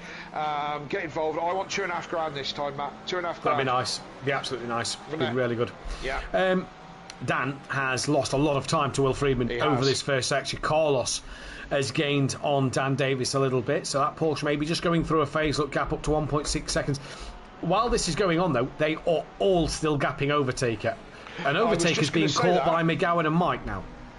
Yes, I was just going to say that Overtaker really seems to be struggling tonight. He doesn't seem to have that ultimate pace, and he's dropping away from these guys. Usually he's right with Dan. He's almost like Overtaker and Dan, almost like shadows of each other, aren't they? They always seem to be on the same part of track together, but not tonight. For whatever reason, Overtaker not going forward. It's a funny old one tonight, isn't it? Yeah, it is a strange one, you know. Let's see what's going to happen. 1.6 seconds O'Reilly to Tardock. They're fighting for the GT4 championship as well. They're in a good fight for that. And O'Reilly is really looking interested on winning his first race of the pro season at the moment.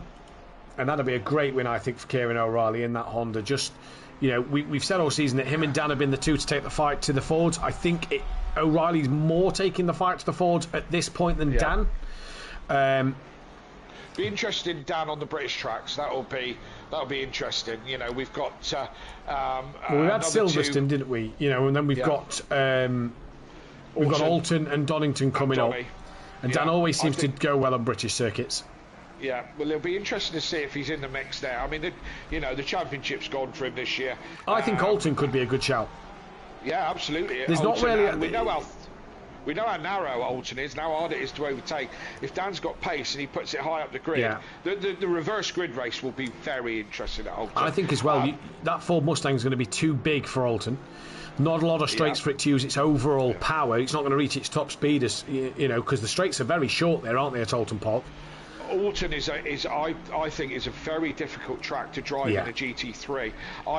I've never been a fan of driving it in the GT3 car. I always found it too much going on, too hectic for my old and decrepit brain to take it all in fast enough. But in GT4, I thoroughly enjoyed driving it. Yeah, you know, because just that little extra, you know, smaller car, less power, I think just suits the track a lot better. You know, so that'll be an interesting one. The reverse grid at Alton Park.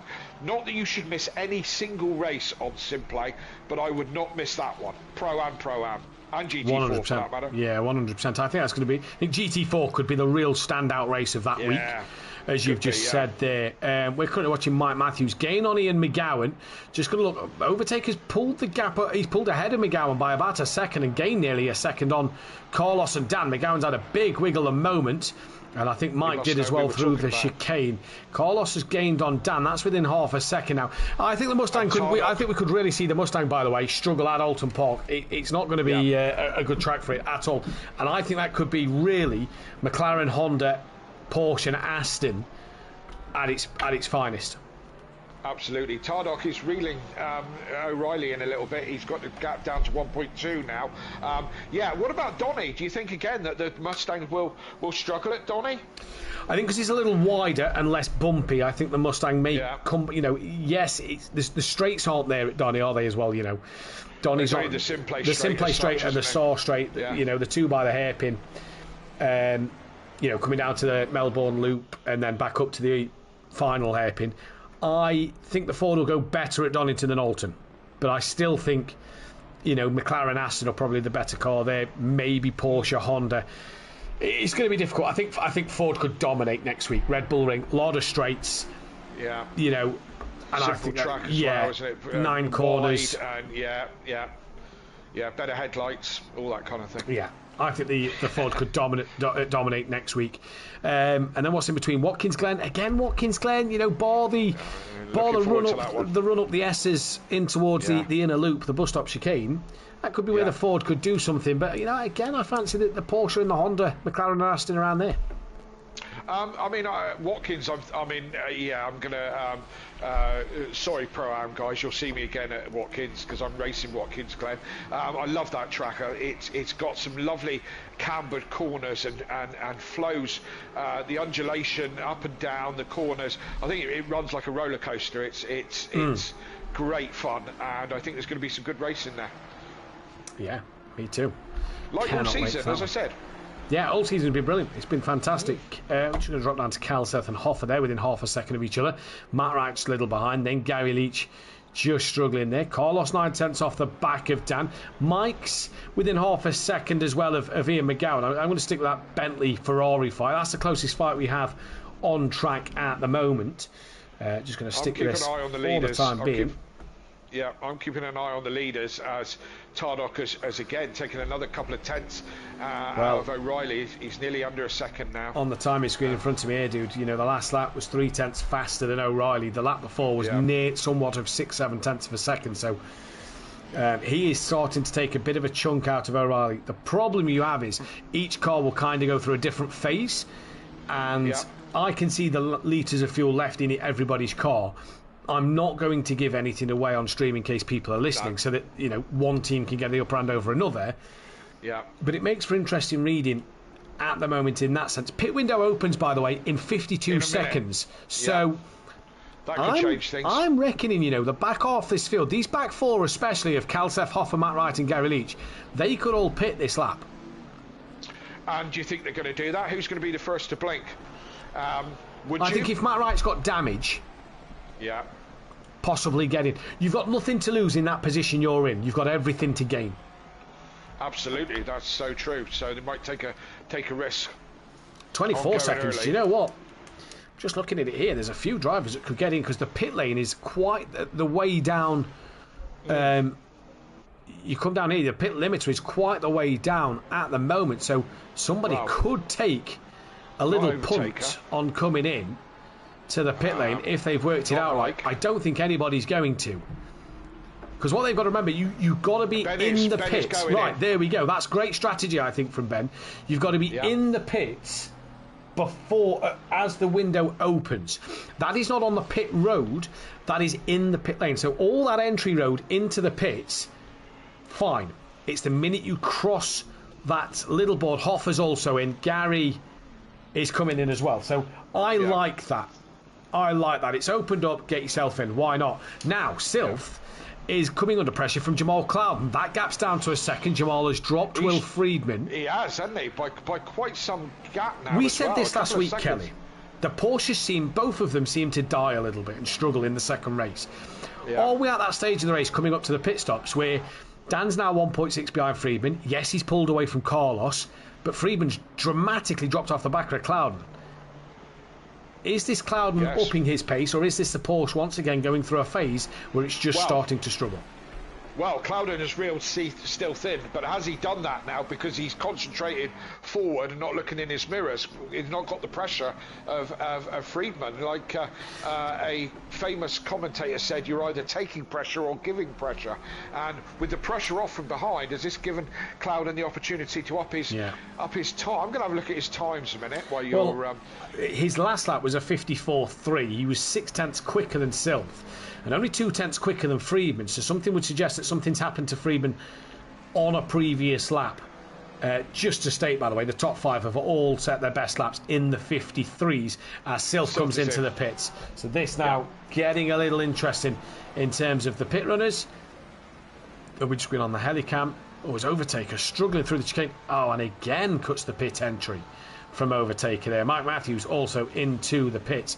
Drivers have to be remembered. You cannot cross that red bit. It is the white line before it goes red. So that is unfortunate. So we'll see if the bottom two cross. Tarlock is in. So it's O'Reilly from Clouden, from Friedman from Dan, from Carlos, McGowan, Ledger, Kalseth, Wright, because they both stay out and they will get past everybody really out there. Ben Rook, who was he behind? He was behind Patrick Ledger. Ledger's not yet pitted. So let's see where Ben is compared to Mike Matthews and Skunky. So I believe Skunky and Mike was both ahead of Ledger. So Ben's coming into... Yeah, so Ben's coming into the 2 corners now before the back straight. It's 60 seconds for a tyre change with no damage. Perfect pit stops. Tardoc's done. He's on his way out. You know he's done. His little orange marker's gone green. He's off the limiter now because the P's gone. Sylph is done. He's off the limiter. Overtaker's done. Ben's coming up to the last chicane now and into the last corner. So obviously these guys, I mean, he was running done. in about... He was running in about, what was he, 10th or 12th or something around that. I think he was 12th. 12th, the back end. So Mike's done. Where has Mike come out? Mike is now exiting the pits. Ben's not going to get Mike. Mike might get skunky though. Oh, he might get. You know, he might. Get, he has. Yeah. He's done skunky. So yeah. So all in all, not a bad strategy to go in first. Going as it opened. O'Reilly's coming in straight into the pit road. He put a lap on Gary Leach. That'll release Gary Leach. Jamal Clouden will stay out. Will Friedman will come in. What about Dan Davis? He's going to stay out. Carlos going to stay out. Yep. Different ideas on strategy for these people. Whatever's comfortable. So Clouden now is now leading this race. Let's see if he can get his head down and get some clean air. Dan now in. He's in second. On my screen it says third, but O'Reilly's in the pits. Of course, these guys haven't stopped yet, and Carlos not a million miles away from Dan. And that gap's opened up to Dan though, so Dan's extended that gap still. Yeah, it has a bit. It'd be interesting to see where Friedman comes out to Dan, doesn't it? Because they were what's it all? It was about 1.6 Friedman to Dan before the pit stops. It was, yeah. So we'll see if Dan going longer can make the difference. Just looking at Dan's pace, by the way, last lap to Clouden. Clouden of 54.4, Dan Davis of 55.1. So, yeah, struggling at the moment, it seems. Yeah. Yeah, Friedman's is down and he's off the limiter now. Where does that put him? Tardock round the outside of O'Reilly at turn 1. So the undercut for Tardock has worked an absolute treat. And Tardock gained that second in the pit lane and has got past Kieran O'Reilly halfway through the race. And Tardock takes the lead. Yes, indeed. Good strategy there from Tardock, as you say, made up that second in the pit. In the pits, and that could be just stopping on your marks well, and you know, and doing all the things you do to make a good pit stop, making sure that you get the absolute maximum on the pit entry, and whichever way he's done it, Tardock is net leader now. Yeah, he is indeed. Where did Will Friedman come? Did he jump Sylph? No, he did not, but he's a bit closer to Sylph. I think Clouden may have a chance of jumping him here. Got to keep our eyes now on O'Reilly and Tardock then. This could be crucial for the race. If O'Reilly wants to try and win his first GT3 win of the season. Clouden is now in. Dan will take the lead of this race. Plenty of time for Dan to do an extra lap. And I think he may only be able to get one at a push 2 in before the pit window closes. He could run the gauntlet with 2, I think, but I don't know, should comfortably. I mean, we got 4 minutes left, so he could comfortably do 2. Realistically, doing 55. So, but will he? He's, as you say, he's out in front at the moment. Clouden, I'm interested to see where Clouden comes out.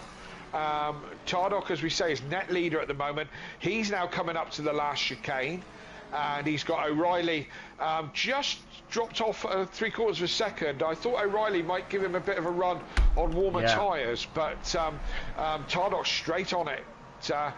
Clouden is still on his jacks at the moment. He hasn't dropped off his jacks, so and now he has. Now. Yeah, and here comes Will Friedman. Friedman's on the start-finish straight, so I think Friedman's going to get the jump on Clouden. He's off the limiter, is Jamal.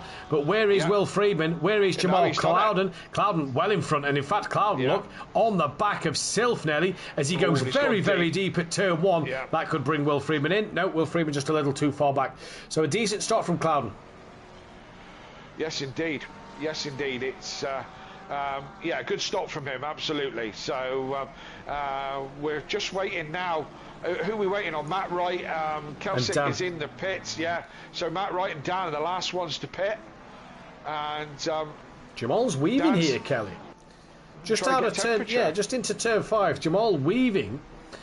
And, yeah, clearly trying to get them tyres up to temperature as quick as possible. I'd imagine they'd come into temperature pretty quick around here, especially at this sort of section of the circuit where you're going to come through a couple of corners a little quickly. And temperature's 24. Again.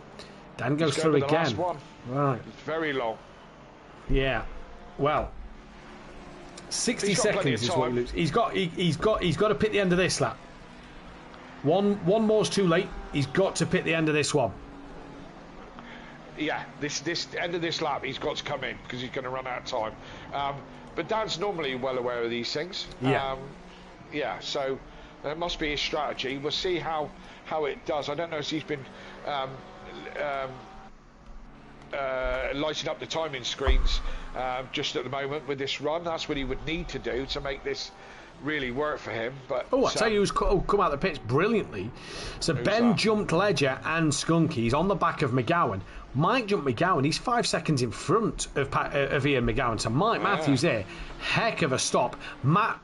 Dan's... Where's Dan? Dan is... where is Dan? Dan is at the bottom hairpin. Just coming up to the Schumacher. Okay, so Matt Wright come in. Oh, I thought the pit window was about to close. I thought Dan had gone through to do another lap. That would have been catastrophic. No, he's just coming up just through the Schumacher S's, and he's coming up behind to lap. That's Gary Leach. Yeah, hopefully I think Gary will. He'll either jump out of the way or he'll be clear out of the way when Dan pits. Great four-way fight though here. Ian McGowan, Patrick Ledger, Ben Ruck and Skunky at the minute as Patrick Ledger looks up the inside of Ben. Bit of contact made. Skunky might drive around the outside of the pair of them. He doesn't at the moment. Looks to the inside on Ledger. Can't do it there. So Dan now will have to pit. 41 seconds. Plenty of time to get on that limiter, and into the pits comes Dan Davis. Matt Wright is Patrick Ledger now has a moment. Did he get a tap from Skunky? I believe he may have done. Matt Wright jumps behind Kalsef but ahead of Hoffer, so he jumps Hoffer in the pits. So now then, Dan Davis, how good's your pit stop? Will you change the tyres for an extra 5 seconds? What are you going to do here? Because this is going to be a crucial stage of his race to try and make up a couple of places. Where was Dan? So it was O'Reilly, Tardock, Silf, Clouden, Friedman, Dan. So Dan was 6th before the pit stop started. Where will he be as he comes out? Yeah, he's quite a way down the pit lane. He looks like he's got the second or the third garage by the looks of it. So it'll be a quick out on the way out. So we'll see where he comes out. He was behind Will Friedman when this all started, and but behind him by about 2 seconds, I think it was. Yeah, about 2 seconds. So we'll see how this pans out. Chat in the chat at the moment. These guys talking about the Porsches in the chat, and the Porsche's a funny old car, isn't it? I mean, it's a. Will Friedman's getting a run on Clouden. Sorry, Kelly, because Dan Davies has jumped Clouden and Friedman as Friedman looks to the outside, looking for the up and under on Jamal Clouden at turn 1. Gets a run to the outside, maybe for 2, but Dan Davies has jumped Clouden by a good margin as well. Yeah. Overcut, working well for Dan Davis, and he's not a million miles off the back himself. The one thing for Dan, maybe, he wants to hope that he can maintain this pace to stay in front of these two. Absolutely, and that's why he's a multiple champion, because he does stuff like that. Great from Daniel, made himself 2 places in the pit stops, and as I said in the chatting about the Porsche. Problem with the Porsches, it's an overgrown Beetle, and it's got that big weight in the back of it, like a huge pendulum. And it's one of those stick with it stories, the 911, isn't it? You know what I mean? They just keep engineering it until the bad idea works, you know. So but Dan doing his best with it, that's for certain sure. Friedman all over the back of Clouden again looking in his mirrors for Friedman, really, isn't he? He is at the moment, and this was the story early on in the race, except Dan was the one chasing these two. It's now these two chasing Dan at the moment. Overtaker still in that no man's land. Look, 4 seconds. I tell you what, they've all jumped Carlos quite the margin as well, haven't they, since the pit stops? Carlos a long way back. He had Dan in sight before the round of pit stops. Again, about a second and a half to Dan, wasn't he? I think before the pit stops. And now he's 6 seconds back from Will Friedman, who's still on the back of Clouden. And Dan's gapped Clouden a little bit, but you're not pulling away at a rate of knots as Dan taken a lot of curb on the exit of the chicane, and that's brought Clouden right in. Yeah. Dan takes a couple of stabs at the apex in the last corner as well. Clouden might just get a run on Dan into this, and Friedman's got to be asking himself that this might be an opportunity to do something. Dan goes defensive, takes the inside line. Friedman's going down the inside. He gets hard on the brakes. Dan locks the front wheels, gets hit by Clouden. I haven't seen any more because no, Dan managed to recover. He got a slight, Dan's front wheel locked. I saw it lock and had a little tap from Clouden, and put Dan on the back foot a little bit as he's got Friedman all over him now. It's Battle of the Beatles as Clouden is now lost out on this as these two start to pull away from him a little bit. Yeah, they do, and Will Friedman putting Dan Davis under a lot of pressure, and you said it there that Friedman could capitalise. He made that lunge, did Friedman into turn one. I wonder if Dan just opened his steering up a little bit, thinking if Friedman misses his brakes just a little margin. Clouden definitely tapped the rear though, but Clouden now ahead, Friedman now ahead of Clouden, putting Dan under pressure. That all came from Dan getting a poor run out the chicane though at the end of the lap, Kelly. Yep, absolutely. We said about it earlier. You get a bad run out of that last corner and you're under pressure. I didn't think Friedman was going to slow it down before he got to the back of Dan. He was getting ever closer and ever closer, and I thought he was going to run right into the back of Dan, but not the case. Again, I don't think Dan's as comfortable. Oh, Clouden around the outside of Friedman. What is that all about? Has he done it? Has he got it done? I think he has, because he might not have. Friedman gets the traction zone out. We went on the cockpit view of Friedman's car, and all of a sudden seen a McLaren come steaming round the outside of him, but it didn't work for Jamal Clouden there. A day late, dollar short on the brakes, and that's just allowed Dan again here, by the way, to get away. Rob Smith saying, did Dan gain the time by not taking tyres? That would be the interesting call, and if Dan hasn't taken tyres, that could be a brave call, because I think it won't work. These temperatures, this track, I don't think that's good. I think Dan may be in trouble. If that's the case, we don't know. But yeah, it fits the theory, and Dan does look a little bit leery in that Porsche at the moment. Clouden, I mean, that move from Clouden, if he had pulled that off, that would have been genius. It would have been fantastic, yeah. Yeah, absolutely. He just came from nowhere. I was on board with him. He came from nowhere and went round the outside. But Friedman saw him coming and reacted accordingly. This is a good scrap. I'll tell you what, Kelly, there's another good scrap for 10th with Ian McGowan, Ben Ruck, Patrick Ledger and Skunky's just dropped off the back a little bit, and this has been a good scrap raging on for a while now as well. I keep flicking between the two sort of sets of cars who's in this thick fight at the moment, but Will Friedman, can he get the run down towards the Dunlop hairpin? Just starting to put a bit of daylight between himself and Clouden, and he's kind of, I don't want to say he's pushing Dan forward, but he did this with Jamal when Dan was catching them. He's kind of almost like being that slipstream of Jamal, not close enough to mount an attack, make a move, but sort of saying to Jamal, come on, because Dan's catching. He now seems to be doing the same with Dan. Push now, mate, because we've got Jamal with us. Dan drops the wheel in the gravel at the Schumacher Essers. This could give Friedman a little bit of momentum. Is he going to look for the lunge? No, he's not. Again, I'm on board with Clouden. He was very late on the brakes there. Had to take slight avoiding action. I think he thought he was going to... Dan properly on the gravel this time. That's given Friedman the run, and Clouden's got a run down the inside. Dan gives him just enough space to take through on the inside. So, again, you put a wheel on the gravel, it costs you 2 places. Yeah. So Dan's struggling again. He's just struggling to keep that car in a straight line, isn't he? Or on the black stuff. Well, if he didn't take the tyres, that will maybe explain why he's possibly struggling. We'll see what Dan does now. O'Reilly's got within 3/10 of Tardock, so O'Reilly's now come to play here. So we've got a few fights on our hand. Last 18 minutes of this race, and things are just getting a little bit exciting. We'll keep our eyes on these gaps. McGowan doing a great job to fend off that of Ben Ruck and Patrick Ledger. Skunky's dropped off the back of these two a little bit. But McGowan 7.8 behind Mike now. Mike 7.7 behind Overtaker. Carlos was 6 seconds behind a few laps ago on Dan, Friedman and Clouden. He's now 2.7. So that's interesting to see as well. This is on board with Kieran O'Reilly though at the moment. Listen to the whistle of the NSX coming through turns 5 and 6. It's not broken, no, not at all. No, you know what that is, don't you? That's the grass catcher. Yeah. The air running through the grass catcher, that is. Yeah, I saw them fitting the blades on Friday last week. But O'Reilly here, you know, he was over a second behind Tordock. He's done well to bring the gap back down. Yes, he has indeed, and I'm impressed with Carlos. I mean, these guys in front, were they scrapping, or has Carlos just found some pace? And Dan not staying close to these two in front. What Dan wants to be hoping now is they have a little bit of handbags and take each other out towards the end of this race, because I don't think he's got the ultimate pace on the two in front of him, that's for sure. I think Rob Smith's potentially right, you know. I don't think Dan may be taking tyres, because he's all of it. Rob Smith said, did Dan gain the time in the pits by not taking the tyres? Well, he's now in a lap. He's gone to 1.3 seconds behind. So, yeah.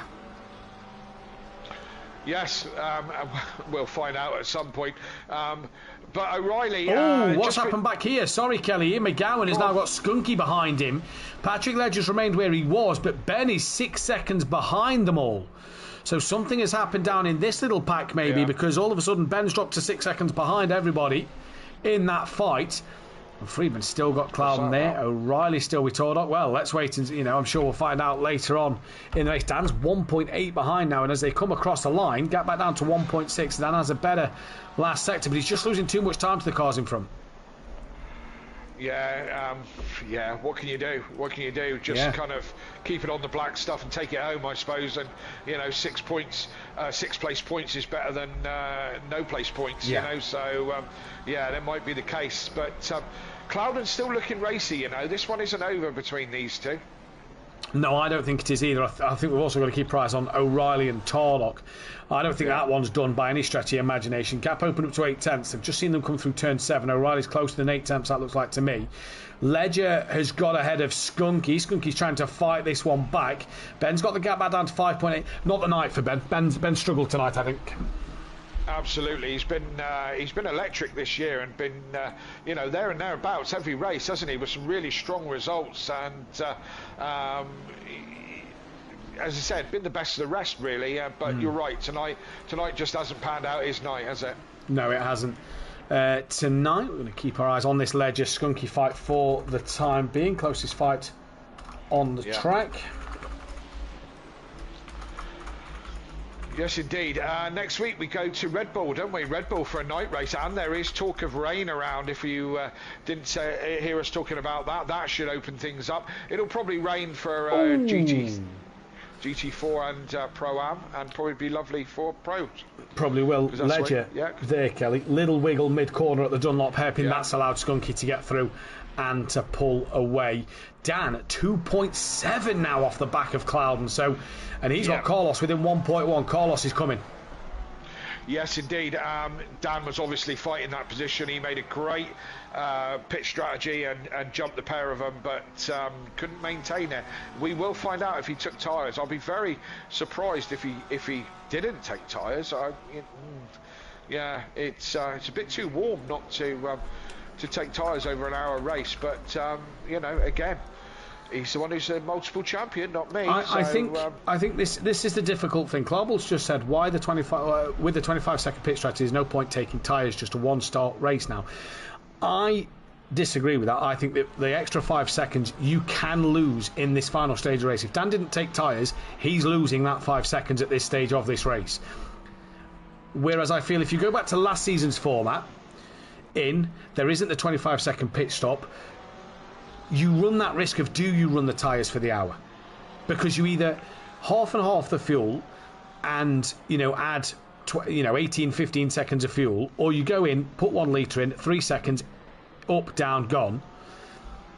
You maybe then think, I'll take tyres, cost a 30-second pit stop, but lose 27 seconds to your rival. With this, it's 5 seconds. So I think taking tyres is a little bit more probable with this strategy.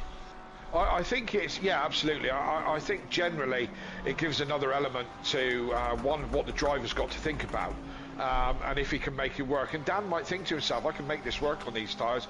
I took tyres last week in the night race and wish I hadn't. Do you know what I mean? You know, because they would have gone the distance in the cold conditions. But we're 24 degrees track temperature, you know, and it's sunny mostly. I don't think the tyres would last. But again, as I said, you know, what you think you can do and what you're, you know, it could have been an absolute genius move. Oh, that's a lovely move from Carlos. Bit of hip and shoulder there between Carlos and Dan Davis. Dan, I think, giving him a flash of lights. I'm not sure if that's just them flickering on my screen or if not. I think it's just them flickering. So ignore me there. Dan didn't flash the lights, but a great move from Carlos there. Door just left open, and it was a Mustang-sized gap. So Dan down to 7th place. Carlos moves up to P6, and this, I think, is the benefit of that. Changing tyres. We'll see now what Dan can do with Carlos. Overtaker 7 seconds back. So let's see that gap in the next 12 and a half minutes. Yeah, it's looking like damage limitation now for Dan. Clouden again, still close. He's within half a second of Friedman, but just can't find either enough pace or an opportunity to get this done. They're both catching Silth quite quickly, you know. He's not had out and out pace, has he, tonight? No, a couple of the Mustangs are struggling here tonight. Overtaker, Silth, Carlos seems to have pace, not have pace. Yeah, it seems to be quite inconsistent for the Mustangs tonight. Rob Smith's just said that there's no rain around. I've just decided that I'm going to go and check the weather.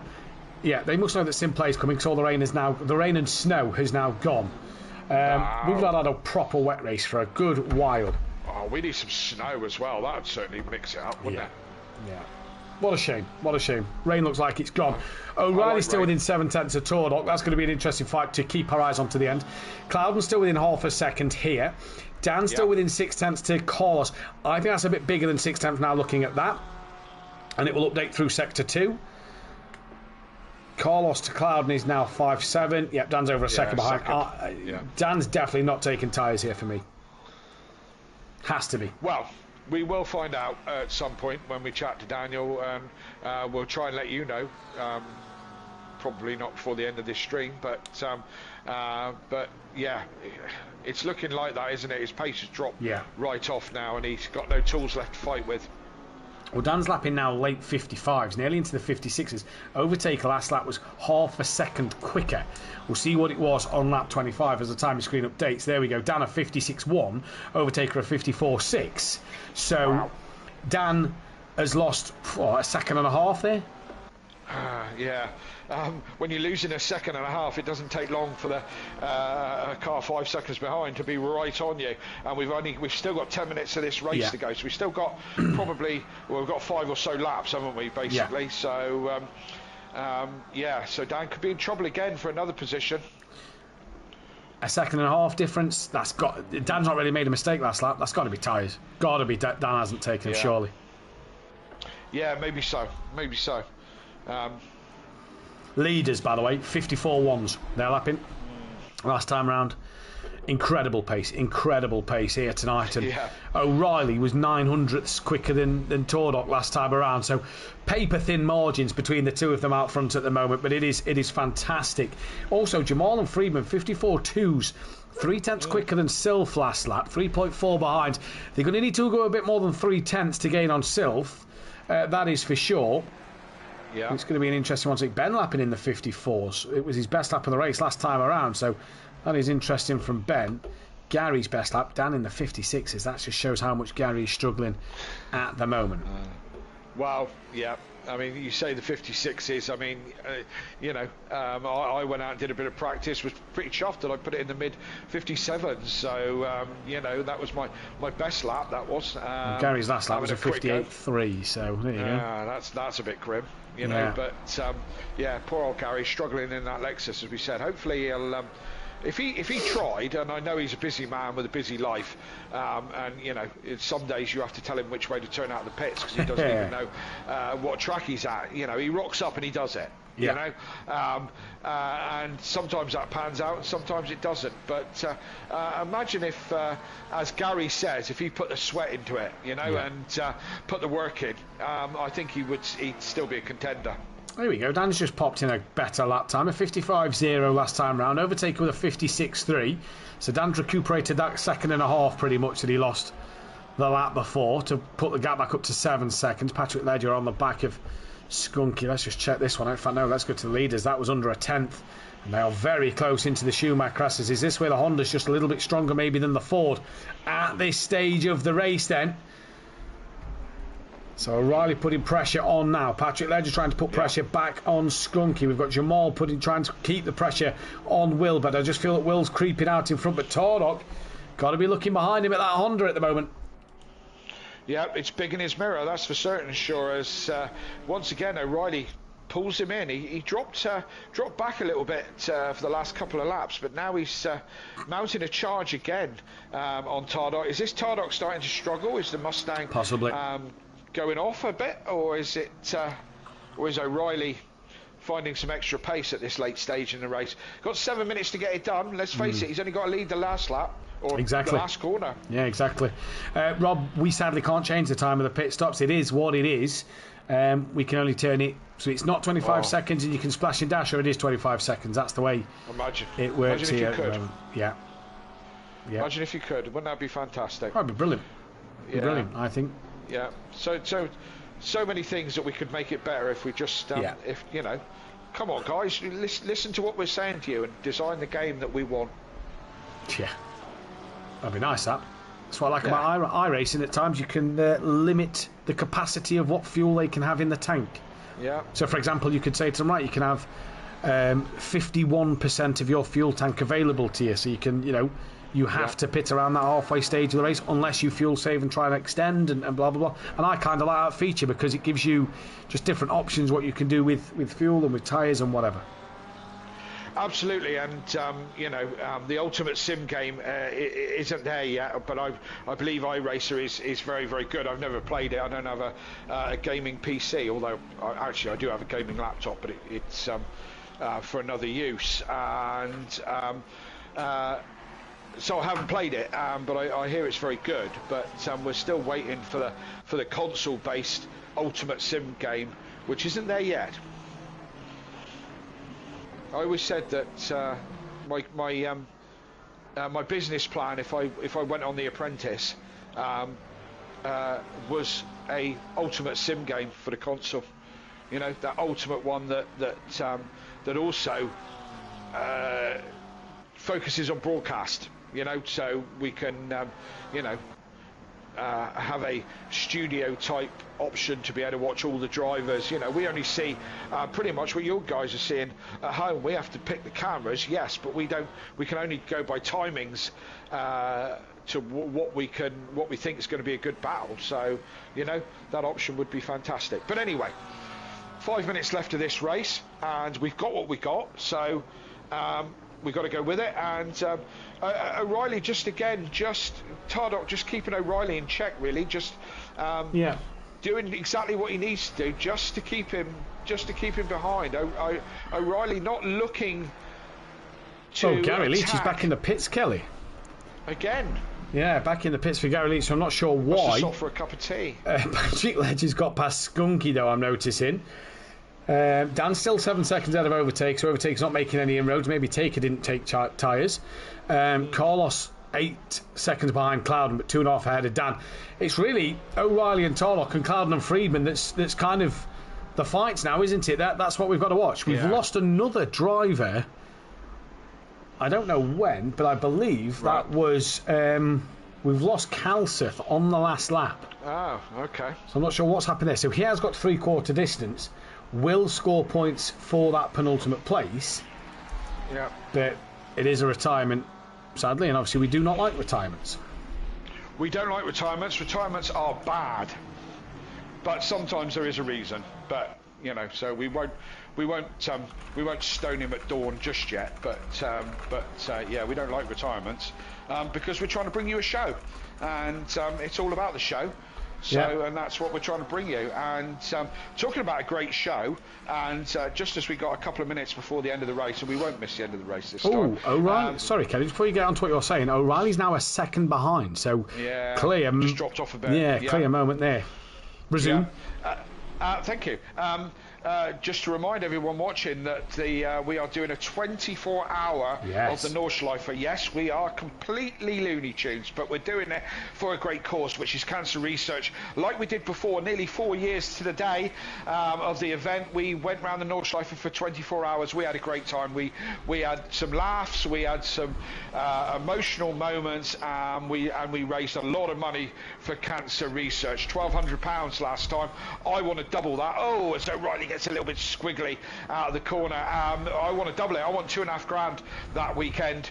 Matt, 24 hours of the Nordschleife. If you want to get involved, make a donation. If you want to get involved, be a driver, take on the ring. Be a commentator.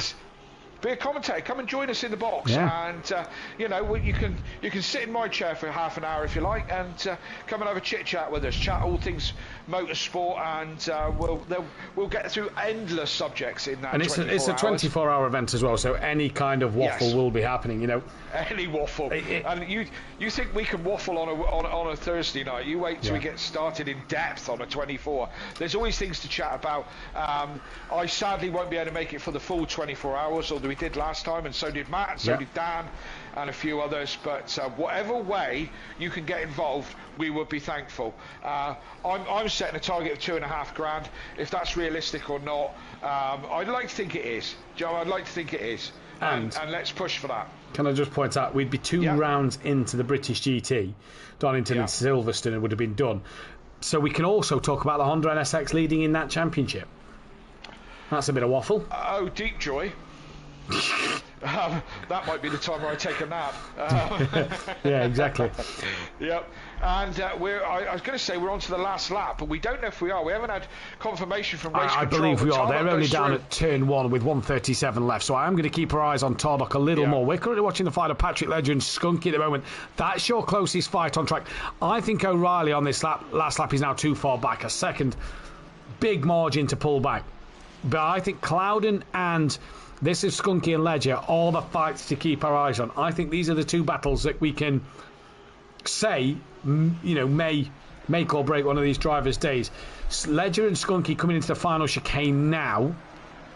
Will Friedman's only 2 and a bit behind Silf, you know. Silf has a couple of problems, and Friedman could be there. Rob Ramsell says Ferrari. Mate, the Honda was quicker than the Ferrari. We was both there, Rob. Come on. Let's not be silly. No, all right, you two, behave. Hey, it was just get a this. practice session. Just a practice. Get this. What I loved about Ferrari, me and Rob both loved about Ferrari. My God, yes, the Honda went through about 3 sets of wheels. You should have seen the chunks and flat spots taken out of the Honda's tyres. I didn't know he had to brake so hard because it went so fast. But the Ferrari team turned up. It's an Italian truck, right? Even I'm having a go at him now. It was an Italian truck, full Italian team. Yeah. The truck's bright yellow. You know all the boards that make the garage look nice, so that you don't just see brick walls, was red. The car's green. Oh. Right? Normally the Italians have got a nice colour scheme going, and everything matches, and it's brilliant. Yeah. It was all over the place. It was a shambles. And I don't think they were very quick either, were they? Slowest in the GT3 category. And probably with the biggest budget and probably factory back. Oh, as O'Reilly has spun it in the last chicane. Oh, he has. He's spun. He's round, and there's that give. Yeah, there goes Silth. Silth is through. O'Reilly's turning it round on the grass. Well, we're not going to miss this race. Tardock's coming to the end of it. We're going to try and catch up with what has happened there. Tardock wins with fastest lap. Silth, I believe, is going to come home for second place. Yes, so Silth gets second. Round again. Will Friedman is third. So O'Reilly span again. Where's Carlos? Here comes Carlos. Friedman third, Clouden fourth. So on the final lap of the race, O'Reilly drops from second to fifth place. Your heart goes out for him. Carlos crosses the line sixth. Dan Davis seventh. Overtaker in a very strange and quiet race for Overtaker. P number 8. Mike Matthews, a quiet night for Mike Matthews, but he jumped Ian McGowan in the pits to keep hold, to gain P9, should I say. But Will Friedman and Jamal Clouden and Silf, beneficiaries of a O'Reilly mistake at the end. Absolutely, and it wasn't looking like O'Reilly was doing anything out of the ordinary. He wasn't having a crack at Tardock or whatever. It just seemed to spin, to be honest. I didn't think it looked like he was particularly out of shape. Yeah. You know, it just seemed to lose it, and that was and that cost him. What did that cost him? 3 places and a podium. I've gutted for him, absolutely. So Dear, oh dear. It's gone from leading the race to, finishing P5. That's not the best of results here. And poor old Gary Leach has got to do an extra lap at the moment because he sadly didn't get lapped by Will Friedman. So Gary will get some screen time at the moment. I'm sure he'll appreciate a bit of time on screen here. Dan Davis down in 7th as I'm just inputting all my results. I can quickly double check the drop scores while we go. That was actually Ben's drop score of the season. That tells you how bad a night Ben had, because that was his drop score there. So not a good night at all for Ben. Robert Ranzer in the chat saying the Honda only looked good when and licking up its wheels. Whatever that's supposed to mean. Yeah, but mate, I only think it looks good in the garden shed. Parked next to the generator. It was terrible on its wheels, absolutely terrible on its tyres. It was really bad, really bad. But yeah, there you go. Doesn't there we bode go. well for the season, does it? All jokes aside. We don't need to bode well for the season, really, if you ask me. Right, we're going to be back in a couple of moments' time. So we're just going to mute up, and we'll be back in the Discord chat for a chance to speak with some drivers on the podium.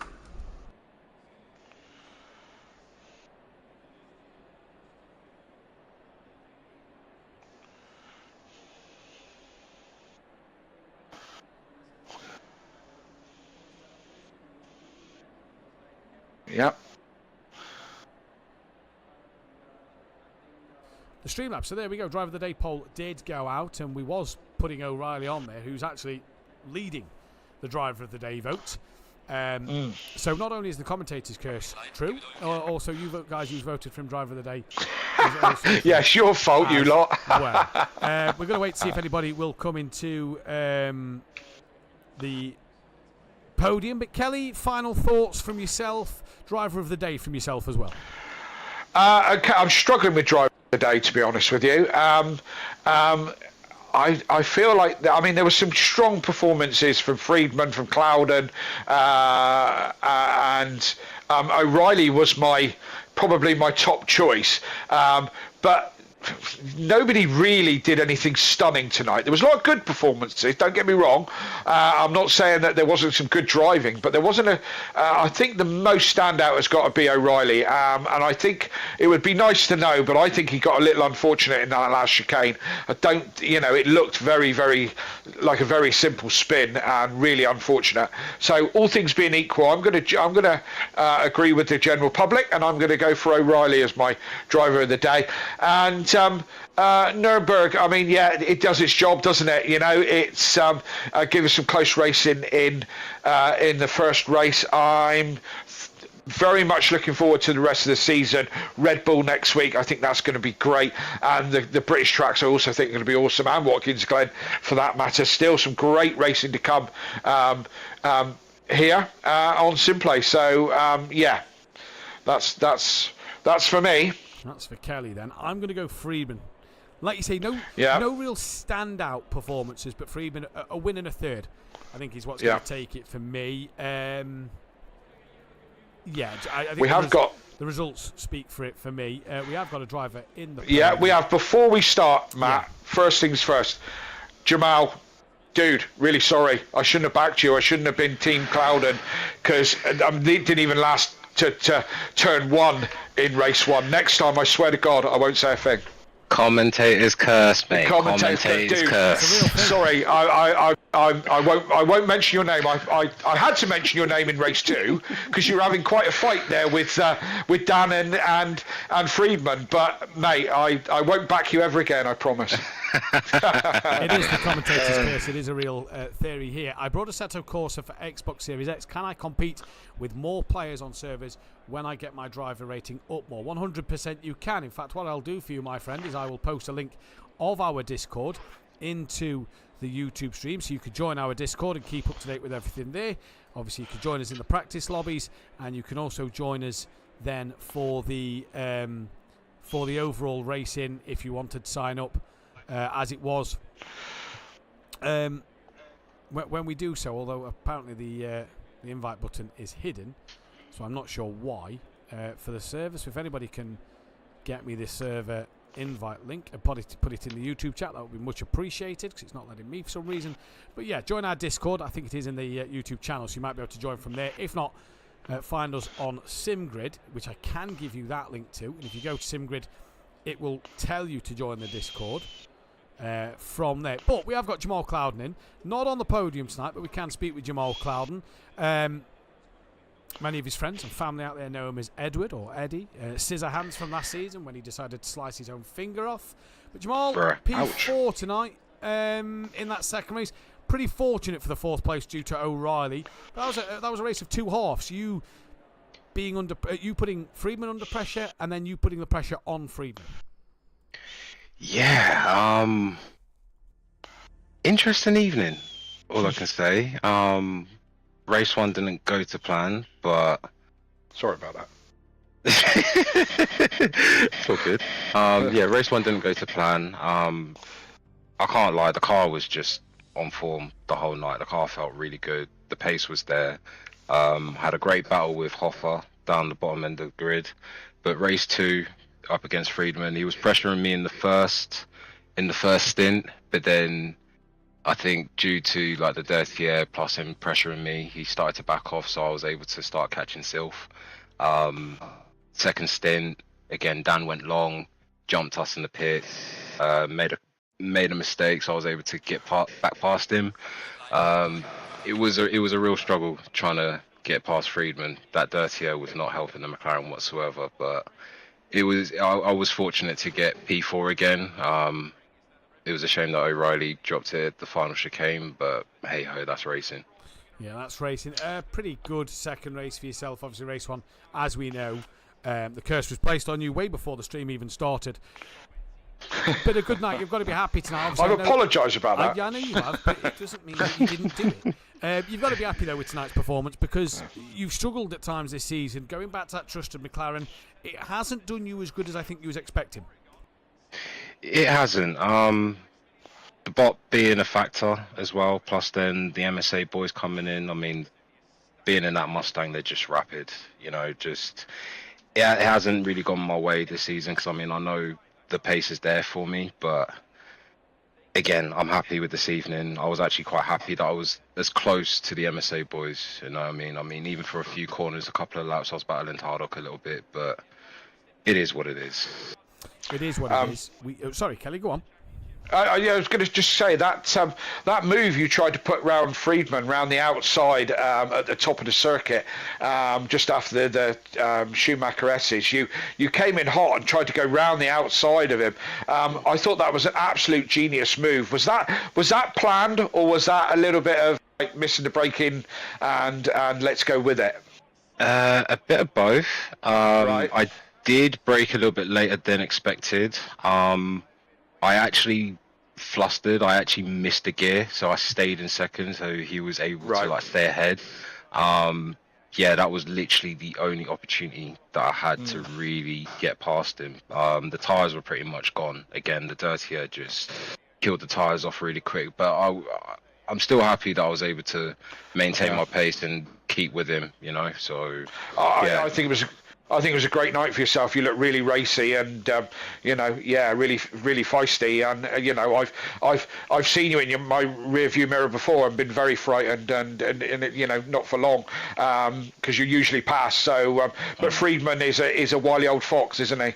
Yeah, I mean, again, for those who know Friedman from the sim racing world, the quick races on Sim Grid, he's well known. So to be able to stick with a guy like Friedman, for me, it's an achievement. You know what I mean? And again, even I just look at everything as an achievement. To be able to be as close to the MSA boys tonight, be able to kind of stick with Tardock for even if it was a couple of laps, it's just like. It's getting better each week. Hopefully next week should be good at Red Bull Ring. I mean, I do like Red Bull Ring as well. So yeah, we'll see. Well, I promise I won't back you for that win next week. And if you want to put a ticket in against me, that's absolutely fine. Tickets going in, my guy. Tickets going in. Kelly said. Speaking of Red Bull Ring, Jamal, it was your track selection as part of the Patreon pledge that you are subscribed to. With it being your track selection, what can you do around there? Again, Red Bull Ring, for some reason I'm freakishly quick around there. I'm not too sure what I'll be like with the BOP.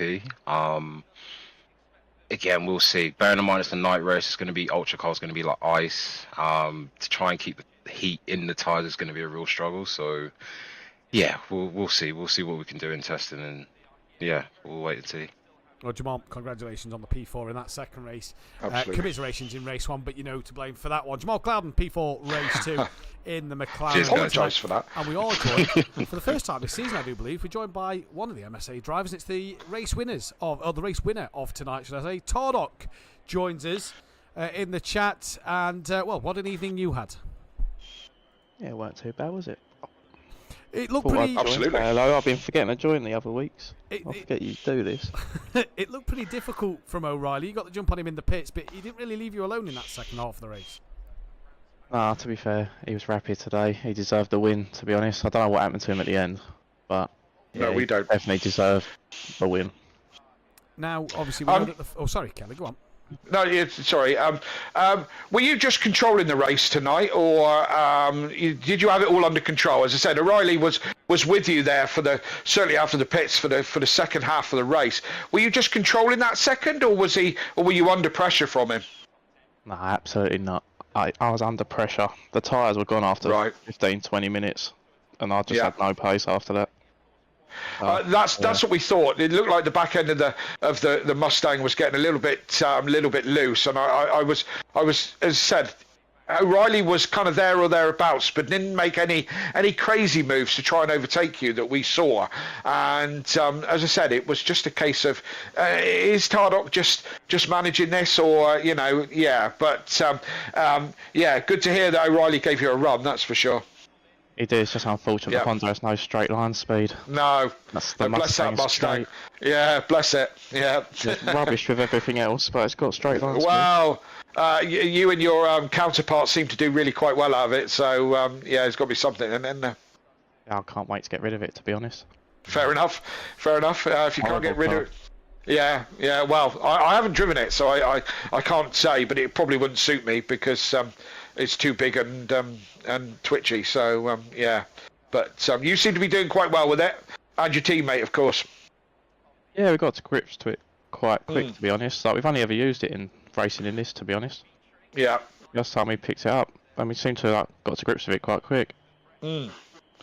Yes, certainly did. As I say, certainly doing well with it this season. And the forthcoming tracks, I mean, the British tracks, we talked on stream this evening about how we thought the Mustang might start to struggle when we get to the British tracks of Alton Park and Donny. Are you reasonably confident with that, or would you agree? No, I'm terrible at Alton Park normally, so that'll be a write-off for me. I'm not sure about Donington. I think Donington should be alright. Yeah. Some of the corners it will struggle with the TC. Like, it was struggling in Sector 1 tonight, and it's on the twisty part.